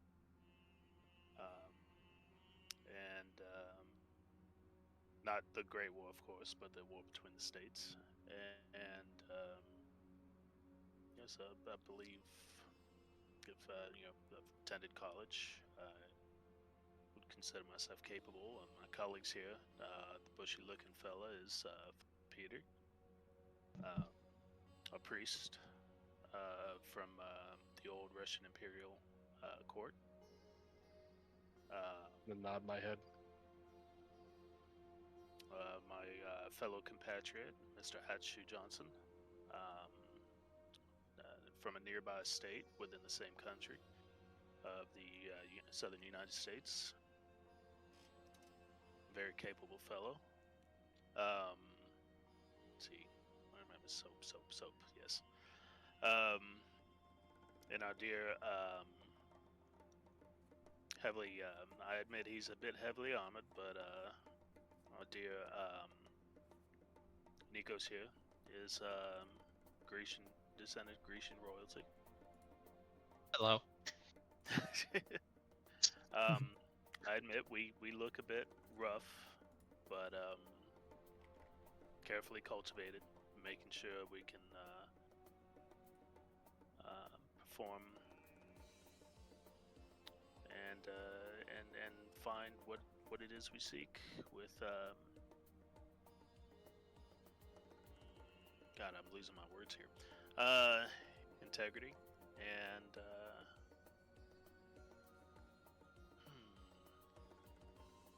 I'm losing it. Help me out here, Torn. Like I said, unaligned. We all have our own personal reasons that are not tied to any particular government. Yes, what he said. I mean, as I've mentioned, Russia, Greece, United States, we are not tied to any government. Oh, that is quite good to hear then, as neither am I. I suppose it's only nice to introduce myself as well. I am Captain Salim al-Mubarak al-Shapir of House Sassan. And I need you to this- DM me that. And this river is my river. Or will be. Your river, as in you will purchase the contract rights to the river. I am the heir of the House Sassan name. And in due time, when Father feels it is time to finally pass it forward, I will be able to retire my captainship of the Pushtigban Cataphracts of Syria and Aleppo, and begin my Entrepreneurship. thank you, the entrepreneurship of my family line. I admire your aspiration and how difficult the task ahead of you may be. Oh, it is not difficult at all. In fact, I often have to fight off the boredom so far. I wish I had that problem. You see, the House Hassan name, we are the premier in both horse breeding, field work, and the entirety of coffee bean and opium production here in the river region. If you give us your blessing, sir, we would certainly appreciate a guide in our knowledge. Do you have one you may recommend? You wish a guide while passing through the area? Well, I suppose will you need this guide to be experienced in the region or more so culturally experienced? Both would be Preferably great. a little of both, but I can understand the logistics of locating such an individual. Well, look no further then, as you find me free for the next 48 hours. If, of course, you can ensure me, Mr. Copeland, as I am quite familiar with your endeavors in the Brazil and the southern forests. If you... It kind of, I don't, my facial expressions, my face is impassive, but there's a twitch to the mustache, and my eyebrow kind of creases. I do believe starting off on a good foot with a fellow mercantilist and future tradesman, such as myself with the Copeland name, perhaps aiding you now, you'll find reason to be more open to trade opportunities in the future, no? I give a wry smile and nod my head slowly. Received and well met, sir. Excellent. Captain Batu and my cataphracti are then at your service. We will show you the wonders and assumedly avoid the underbelly of this region. Oh, wonderful. And then aside to Torin, I mutter under my breath, I think I just got had. But we get cataphracts. No, that honestly sounds like a pretty prosperous opportunity. And this guy's got connections. I make a non-committal grunt and paint a small pack on my face. And, make a conciliatory gesture.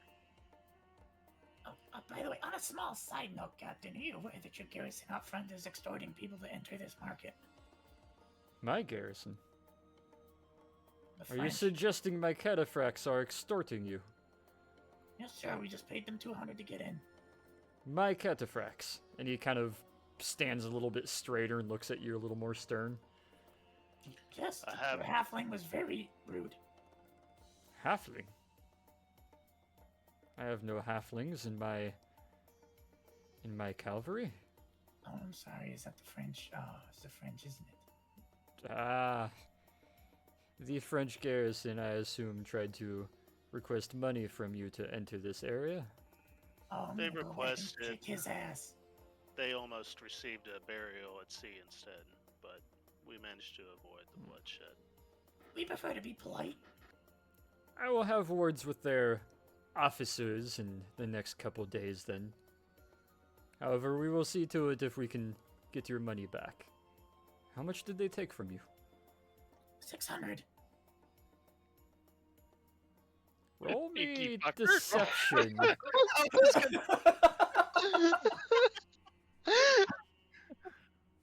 Yeah, roll me deception. Oh no, I hope this it doesn't get seen through. I'm bad at deception. Shoot. Can Leroy Come put a on, baby. Oh. Oh. He looks to you, crosses his arms. Hang on. I'm using a luck point here. Ah, okay, reroll. Jesus Christ. It was about to don't think go I'm- so swimmingly great. Okay. Oh, that's a lot better. Thank you, Leroy. Oh my I'm just God. gonna just casually tap a finger against Torrance' shoulder, unseen, except to anybody standing behind us. There's a He's like- teeny tiny stutter in your first syllable that like 600. 600. Well, that is a fairly high gust. Yeah, as I thought, but again, I'm on commission, so. Oh, you are working on commission. Reasonable. I've allocated a certain number of funds to retrieve artifacts. It's it's an okay budget. Very well.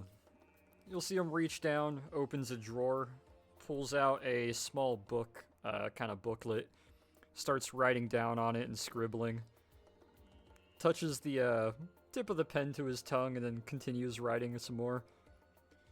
Puts the pen away, rips the slip of paper, and kind of leans over in this massive, like, centaur form. You hear some of the armor kind of, like, jiggle and warp a little bit as he holds it out to you. What is this? It is a check. Hey, Leroy, this is you're the one who paid out of pocket. You will be able to take this to any of my local banks and minteries here, and we will be able to see to it that you are adequately refunded.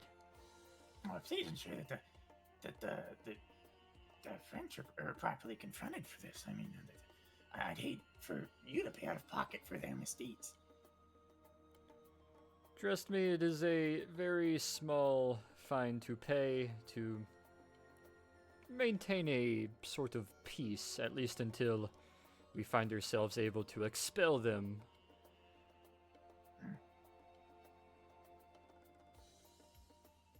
But we will see to ensuring that is paid out to you in the coming days.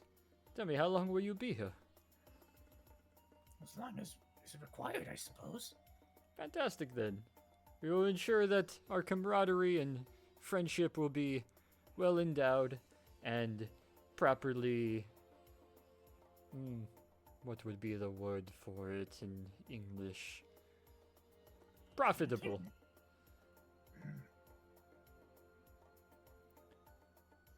Give me a perception roll, Torn.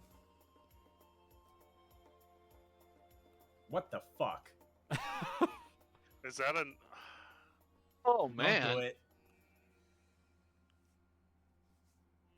No, I'm not. You're on your own this time. You look at the check, and because it's all written in Arabic, there's no numbers. It seems that they have physically written out the number in words, so you're not quite able to figure out like what it actually is or for how much, but it's definitely a signed check that seems to have a cool little seal on it. Here you go, Lori. Why watch it say this is a check paid out to a certified dumbass for trying to run one over me. Yeah, take the check in hand 600 pennies. and watch it be paid out. Yeah. Oh god, if it's 600 of their currency and not our currency. He gives kind of a nod and will slowly start stepping backwards. You hear the heavy, freaking iron armored hooves kind of creaking the floor as he walks backwards, kind of 18-wheeler style, and then starts walking forwards. And you can now see like the full stature of this guy. This is one of the largest horse breeds in the world type of centaurs, and he is covered head to toe in layered plate mail and chain mail and cataphract armor. Very similar to the cataphract in in-game images, but doubly better because he's a centaur. As he kind of looks down to the five of you, or about even with Hachu, because he's about Hachu's height when he's not slouching or crouched down. Very well, I do believe we can find a way to get you to a boat and begin our travels along the river. Although I do wish to ask again, where specifically are we going? You mentioned upriver, but to where again? That is why we wanted to do some research beforehand. We have a general idea, but we were hoping to be able to get a little bit more specific. Ah, yes, you... Ataturk. Ah, well, you're already here. Right. That was me brain farting, not Torin. Well, we can make our way to the records. It is a few buildings down. Although I will admit it is quite a bit of a mess and hasn't been looked into, let alone seen for a good while. Are there any palm trees? There are palm trees around these parts, yes. Nat 20 to con you. save. Torin isn't gonna lose his shit. Then I assure you, it's not the worst we've seen. Alright, I'm ready. We got this. No, I'm good. This will be fine. Very With well. a shudder myself, too. I will make my way with you then, and we will head down to the records, allow you some time to search through that. While you are searching, I will then depart to find a vessel that we can utilize. We need to get some art of the fucking palm tree of books. I might do it. I'll see. And all of us just like staring in horror at it. Oh god. There's a centaur kind of walks past you all and makes his way out the front door. One of the front steps creak and is about to fucking crack underneath him as he gets out onto the cobblestone and turns and looks to you. Very well. Starts walking his way nice and casual like. He's got his helmet in his left hand. Just walking, and you notice everybody's kind of avoiding eye contact with him. A lot of the kobolds are kind of ducking to and going to whatever their task is.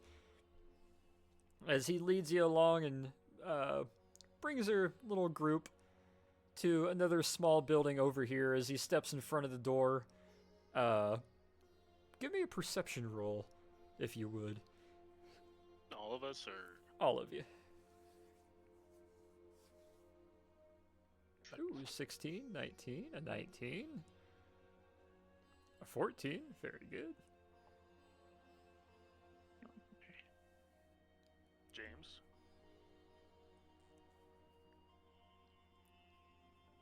You may be away for the moment. Hamsheed? As They you guys got look over as he goes to take out a key and unlocks the door and starts to slowly open it inwards, having to kind of slouch and crouch down a bit, you notice the 4 French provincial troops all kind of look over, and not quickly, but with a bit of haste, kind of look to each other and slowly start making a nice casual retreat off and away, as if they're kind of in a military like patrol pattern beginning march off and away as they walk off and eventually make their way down another alley and disappear from sight.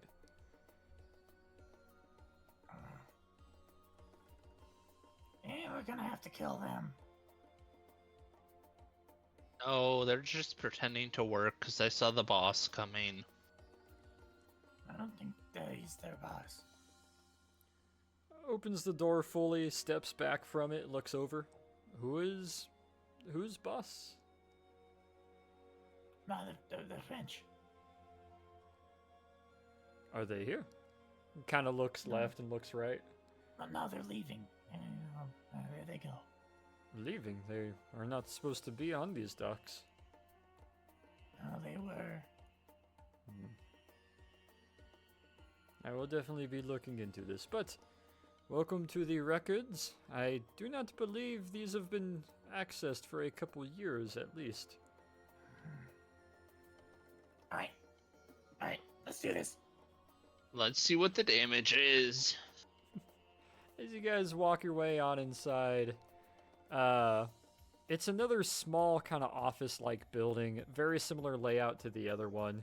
A little 10 by 10 front room that is relatively dusty, dirty. The two chairs in the front are just covered in years and years of dust and stagnant like mites and all kinds of just dirt.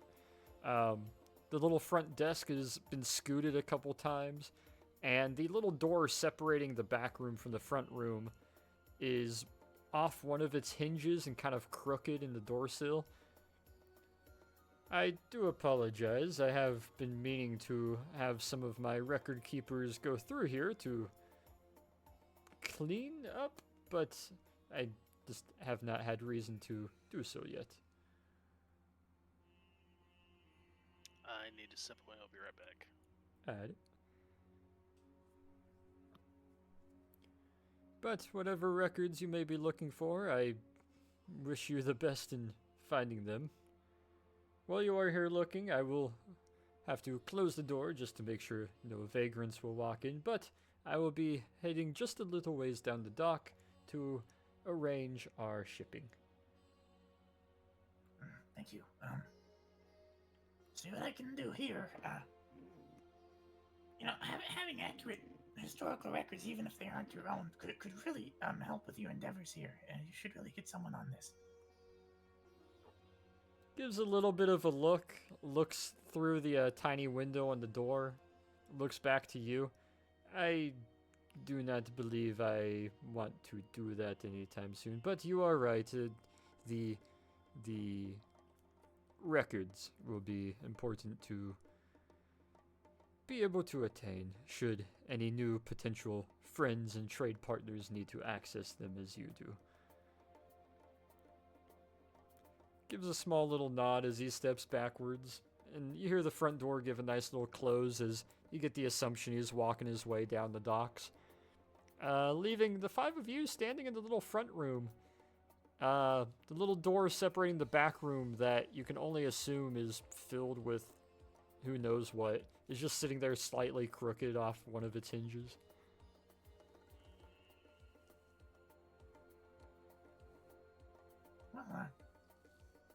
Let's start looking, I guess. I remember 705 AD. As you go up to the little door to step into the back room, you kind of pull on it, and it just lets a whole bunch of dust fall off, and it creaks, and it pops out of the door sill with a nice little wooden scraping pop. And I need a dex save from whoever is opening the door. Probably Torin. Alright. 21. You have to kind of carefully, spread your legs a little bit further as a handful of old scrolls come rolling out and scooting out from what seems to be a previously stacked pile that has fallen down. I hate this.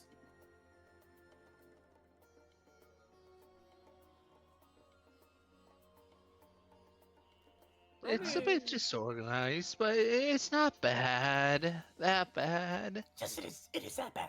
It is that bad. Roll me a con save, Torn. I just now 21. You can't give me another. Con save. 18. Oh, yeah. You don't sneeze, but the ambient, lingering dust that sits pretty thick in the back room is starting to slowly sift its way out. Not as bad as the library back home. Yeah, but these are scrolls in Arabic.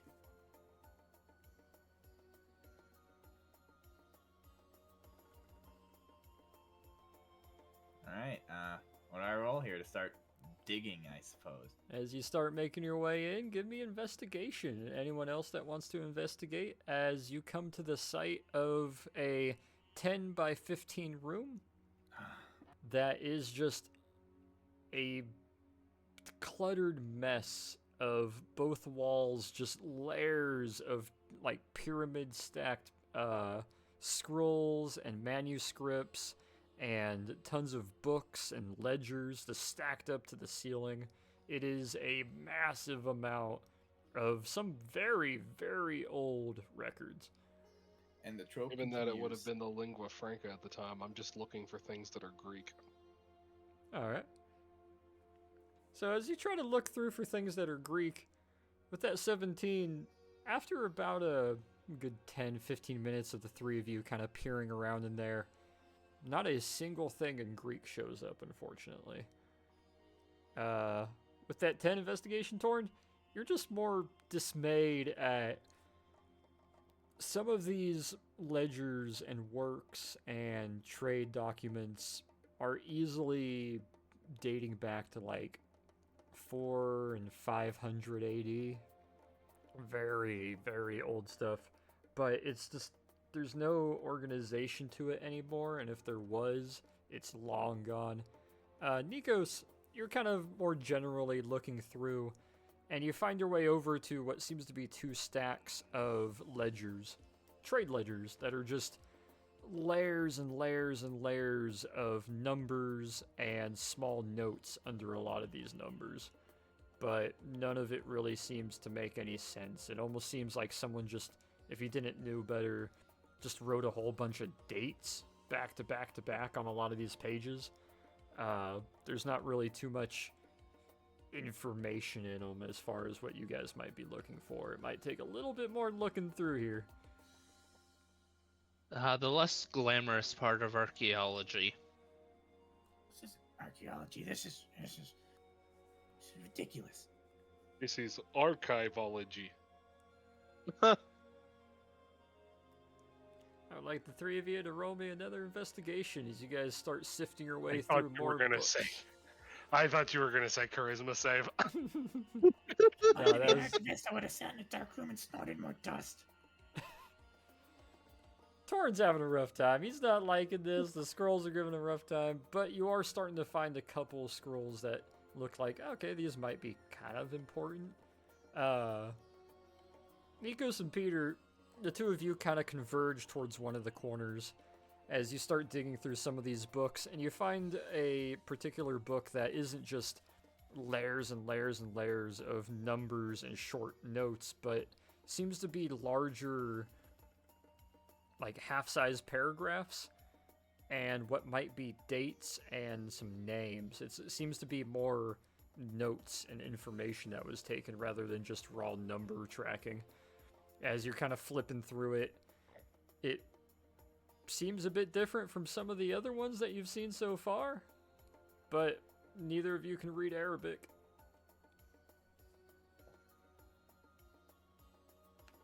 Hey Thorin, come take a look at this. What? You found something in this? You actually? Okay. Let's see what this is. You flip through it. I need a, what would be best for reading language? Give me an intelligence roll. Nice. Oh, Finally. yeah. You look at it in your little quick reference book, you're able to kind of go against that a little bit and infer what you've been able to during the flight. You find this seems to be a bunch of short ledger statements of particular meetings, persons, and times and places, and sort of not so much bullet point structure, but sentence structure, content descriptions of different shipments and prices. As you're flipping through it, you find a little bit of Flip information. through a scroll. Not a scroll, it's a ledger, like a book. Okay. Sorry, I should have mentioned that. Let me find the information here, and I will copy paste it to you.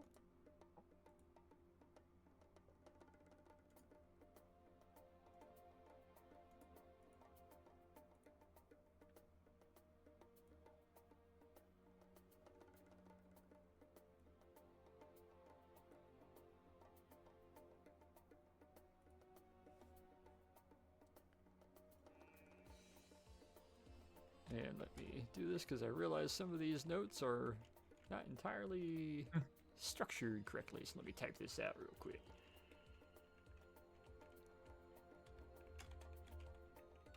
It's the awkwardly long moment where Torrance holding a ledger in one hand and a phrase book in the other, and just like.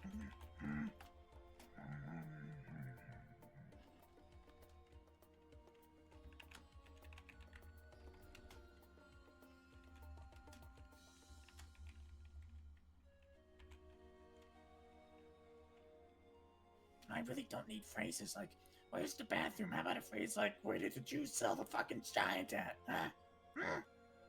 Why isn't that in this book?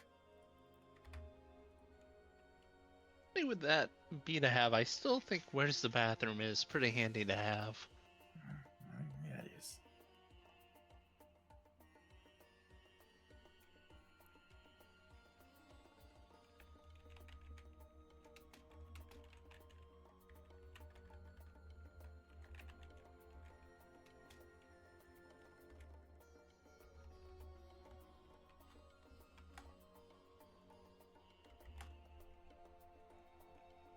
I don't know if I trust our center guy very much.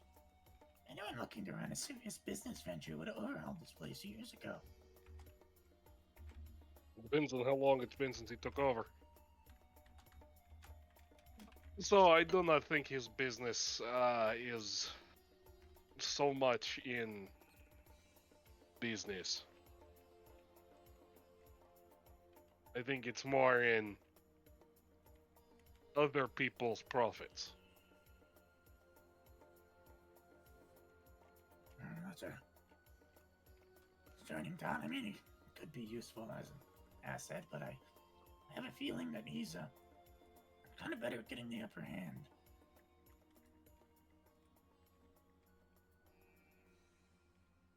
I am a little worried that he will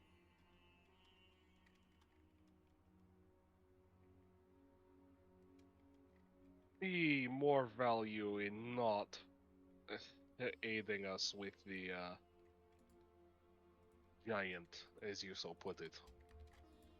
Well, right now he's Good under way. the impression that we're a bunch of probably over our heads archaeologists on an expedition, so that I mean, to be Yeah, underestimated. we kind of are. In terms of the archaeology aspect. Well, yeah, but we're better at killing than normal archaeologists. Still, I do not want to fight, I don't know, 300 centaur cataphracts over a giant hunk of 2,000-year-old bronze.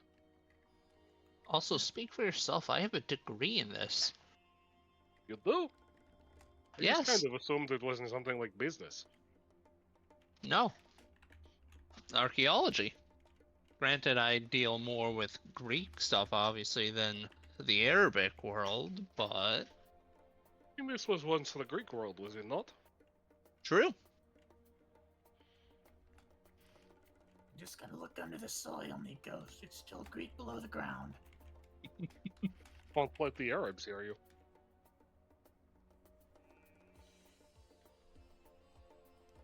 Here we go. Wait, I think Sorry I about think that. I got I'm back. Hey, hey. it. Man, you missed our racism.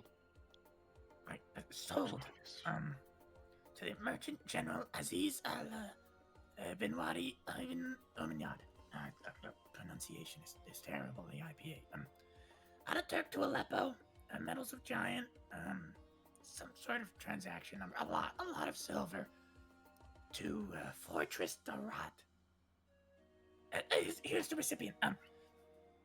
Darat is the Shinto shrine. Of this, there's multiple recipients. Oh, there's 4. The Sheikh Mohammed Mosque, Moshe Babak Basila, and Zara Syriac Orthodox of a Antioch Chapel. They're sold to 4 different locations. You DM me those. DM. I can send it. If you could send it, yeah. I would like I'll those DM too. DMs. I'll send it to both of you. Yeah. Thank you.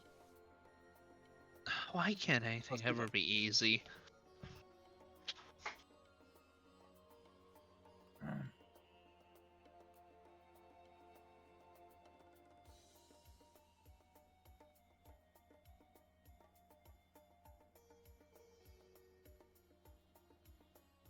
I'm certainly not looking forward to potentially raiding 4 different Islamic temples. That might create an international incident or 2. Do I know anything about that specific chapel at all? It's Syriac. Yeah. Specifically Syriac Orthodox Antioch. So not one you'd be super familiar with. I mean, I might know about the chapel at the very least. I mean, can I at least roll for it? Yeah, roll me history. Not gonna come up with anything, but may as well try. Well, you don't remember exactly when. It is unfortunately dormant. If it is occupied, it likely isn't in practice or use at this time. What is Shinto Shrine doing all the way out here? Bit far from Japan, isn't it? Do I know anything on that, given my history with Japan? With that 21 history, you recall there was a time where Shinto had a bit of a rise in old Syria, but after certain powers ended up becoming the prevailing religion, majority of those were kind of put out or shut down or forced to withdraw from the region. Peter, may I see the map, please? I'll pass it to him. Alright, DM. I'm gonna go One of for them's Oh. One of them's a basilica, which would be a church. Do I know anything on that one? Not that one in particular. If you'll allow it, I'm going to go for a hybrid roll here of both history and the cartographer's tools to try and get these locations. Alrighty. I'm gonna roll history first. Get a 15, okay. Nice. And a 17 on those, okay. As you look over the map, I will actually manifest this map for you guys before next session, just so you have a better frame of reference, because the one I had made, I can't for the life of me find, and I've been getting angry at that. But you're able to look at this. There's 4 of them in what seems to be, these 4 locations seem to be in almost a kind of just short of square or box from each other. Literally exactly to the west of Aleppo proper, the city of Aleppo. Oh, right here, and I think about here, and yeah, they're relatively near one another. Convenient, at least. Well, I mean, with any luck, those pieces have remained there. This could be doable.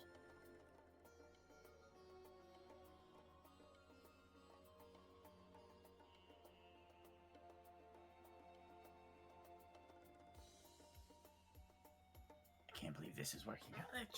I cannot believe we actually went into a worn-down structure and we found what we needed. This is wonderful. This is like never happened before. Don't jinx us. I'm gonna stop talking now. Might be wise. Lest we captivate more. Everybody Come on. roll a con save. Well, we have what we need. Should we perhaps return to the docks and hopefully get out of here before the French do something? I did not like the way they walked off. Up the river to somewhere west of Aleppo. Yeah.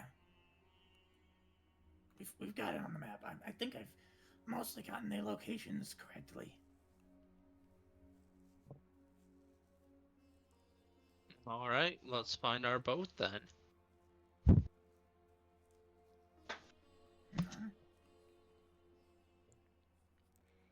I'm assuming you guys step back outside onto the pier. Yes, sir. It Alrighty. appears so. Shush.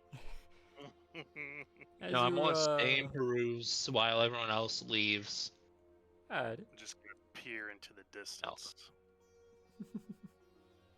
Are you actually staying inside, Nico? No. Oh, okay. No. You guys close the door behind you as you step outside looking for the cataphract where he may have gone off to. He seems to still be gone at the time. However, as you step out, having acquired this new information, you can see what looks like a lot of the kobolds and some of the gnolls that were actively working on the docks are no longer carrying freight or equipment and are currently standing by, all of which kind of looking at you and to each other, a little bit skittish. From what you can tell, it's a lot of second wave kobolds. However, you all hear a voice kind of echo out past them and over them. Excuse me. Excuse me, foreigners. Wait a second. I'm Wait a gonna second. turn Yes? my head in that direction. Give me a perception, the 5 of you, or 4 of you. Yeah, not including the short one. 24. Ooh, 7. 17. Nice. 13. You guys look over where the voice is coming from, and you almost can't see him over the kobolds who are just an inch or two taller than him. But there's a rather large, across, uniformed and very proper-looking dwarf with a nice little cape hanging behind him and a walking stick. As he kind of steps forward and looks between some of the kobolds as the others are kind of walking up next to him, and you see some other figures. You see over on the boat what looks like a couple gnolls kind of walking up and looking over. I do believe you are the foreigners, correct? I mean, I'm not from around here, if that's what you... I believe that's enough reason. You're the Americans, correct? Partially. Ah, good, good, good. You see, the French have asked me to escort you out of the country. I'm hoping see you'll you be have, willing to entertain me in boarding my ship and allowing me to displace you from this region, as they seem rather ready to not allow you to remain here. Do you have documentation, sir? As long as we displace to the west. No, no. You see, you're going to board one of my ships here, and we are going to take you east. Well, that's not going to happen. Oh, why is How that? far east? What'd you say, Peter? How far east? To the ocean. I mean west? Looks down There for is- a There moment. is no ocean east. Do Looks you at one of mind? the kobolds. Are you planning on taking us to the Pacific? Be a bit of a long trip. Perhaps the Caspian? Looks back at you, furrows his puffy brows. Don't be smart with me, I know how to sail. I propose. a At this different point, I'm not plan. sure I would trust you to get us to the ocean. I didn't know dwarfs knew how to swim.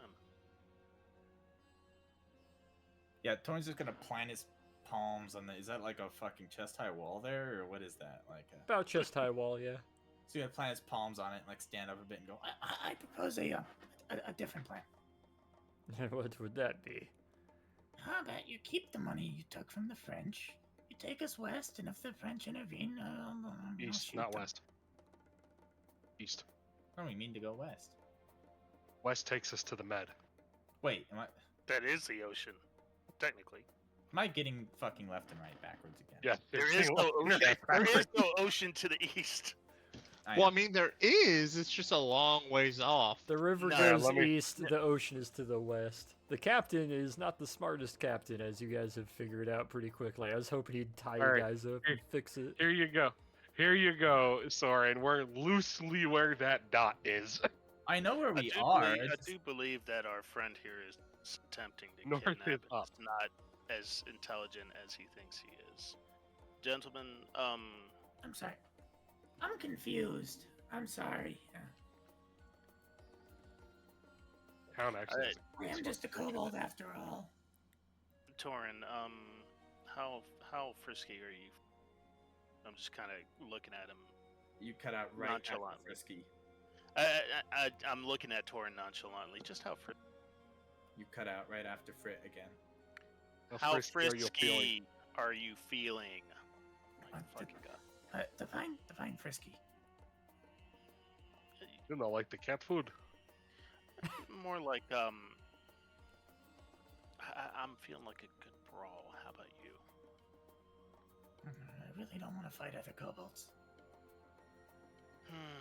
I mean, the alternative is we kill them all. I really don't want to kill other kobolds. That's not necessary.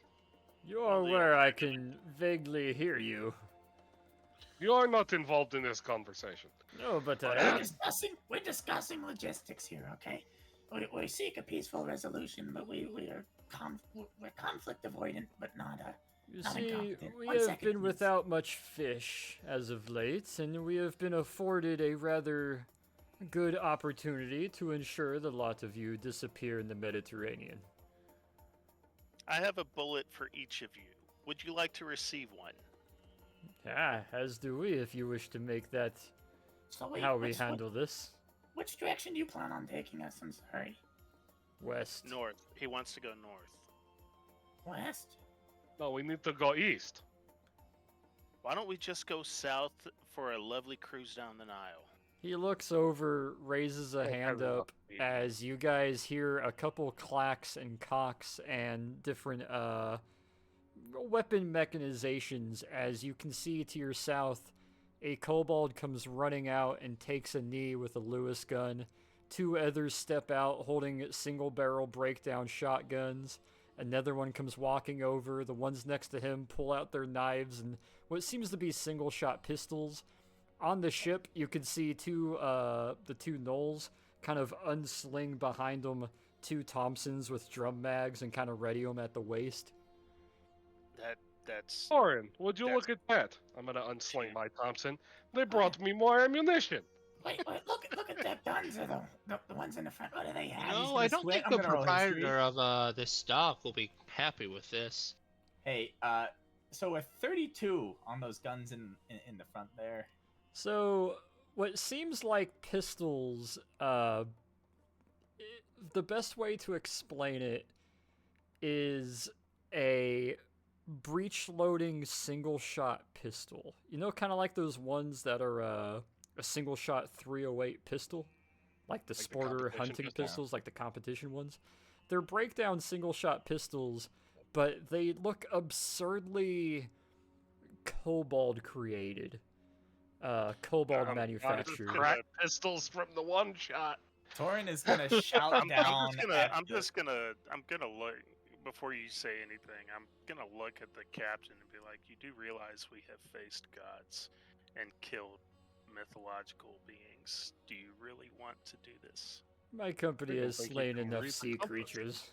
So Torin's You gonna. have killed s- What's Go up, ahead. Tor? Let Leroy finish his line. No, just be on your head if you still have it by the end of this. Torin's gonna shout down at the 1 or 2 of the kobolds in the front. Like, Hey, how quick can you reload one of those? He kind of looks down, tilts his head for a moment, and you can watch him in about... He does it in that, like, distracted sort of way. Cracks it open, the round comes flying out, picks that round back up, slaps it in there, clacks it back closed, cocks back the hammer, and then holds it half ready again. It takes him about 2 seconds. I mean, that was pretty quick, but, I mean, we do have cover here. It's slightly elevated on you, and, you know... DM, can I get away with just going ahead and shooting the door? No, You're just gonna shoot the dwarf? They don't have a leader without the dwarf. Make me... No, I do not think our friend, whose name I cannot remember, Captain. He's in charge Our of this friend- area. If he can't control this area, I'm not going to be held responsible for cleaning some of the scum off of his docks. Oh, I'm sure. However, I do not think it would be right of us to shoot first and risk the damage. Defending ourselves, that is one thing. We've been threatened with kidnapping, sir. I would say this qualifies. Yeah, many people make threats. This man can Alright. hardly tell left from right. Are you sure he is such? Unlike him, I'm willing to follow through.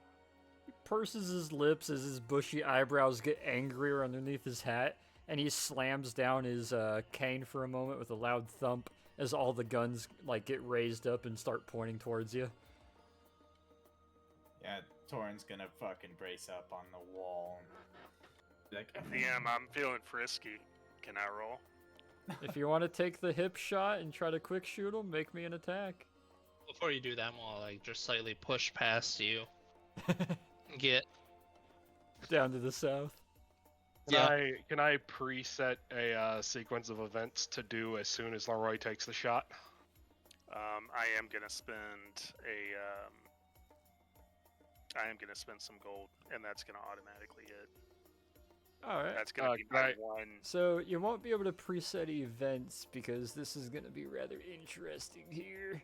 Oh, I you're not gonna let me do that, I just want to, when he takes the shot, I want to duck down and turn towards these guys to the south, Gotcha. Okay. so that I'm in full cover behind the wall. That's all I'm doing. Gotcha. From the guys on the docks. That'll work. Yeah, you're able to quickly pull your pistol, and from the hip, the hammer kind of gives that slight, like, unable to focus on it vibration as you pull up the pistol, fire a shot. Roll me damage. That would be a crit, so roll it twice, right? Click it twice. Oh wait, no, it's an automatic land hit. It's not a crit. Or, yeah. Alright. Fucking max damage for that pistol, isn't it? For the pistol, that's 2d4. Yeah, that's after max. Nice. Give me a moment here. And that's easy. That's the. I mean, I could try and do that with the Farcar, but yeah, it would be just much easier, smoother, and nicer. You guys would be so We're looking kind to as just to roll pull it from the hip. initiative. Oops, wrong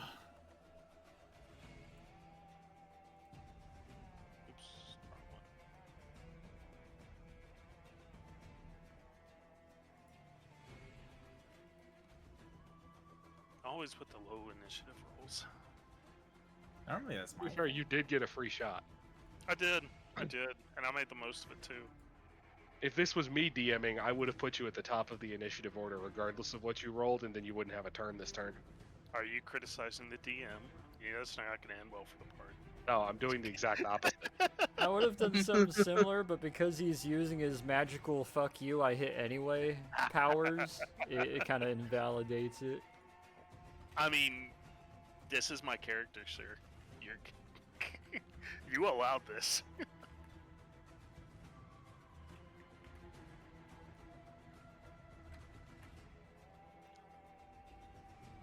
Alrighty.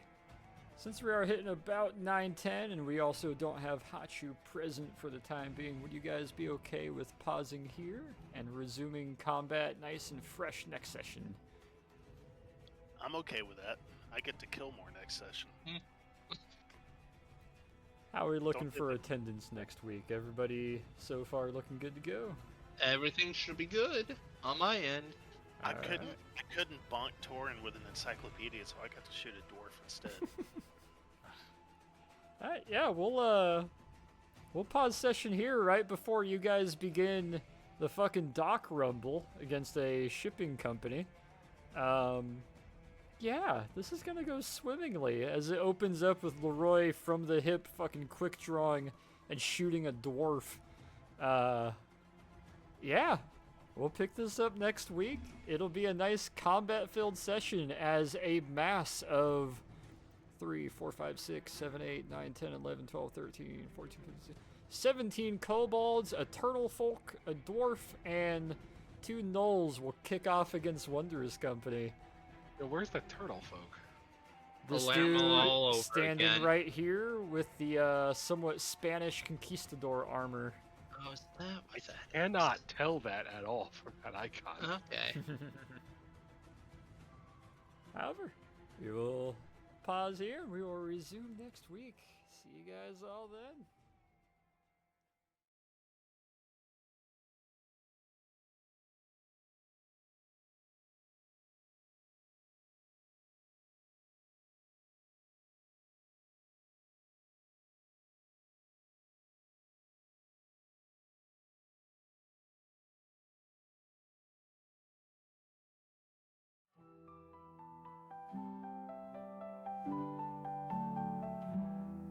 The airplane put down at the airstrip on a cold and gloomy day, and the 6 aboard all knew their homes were very far away.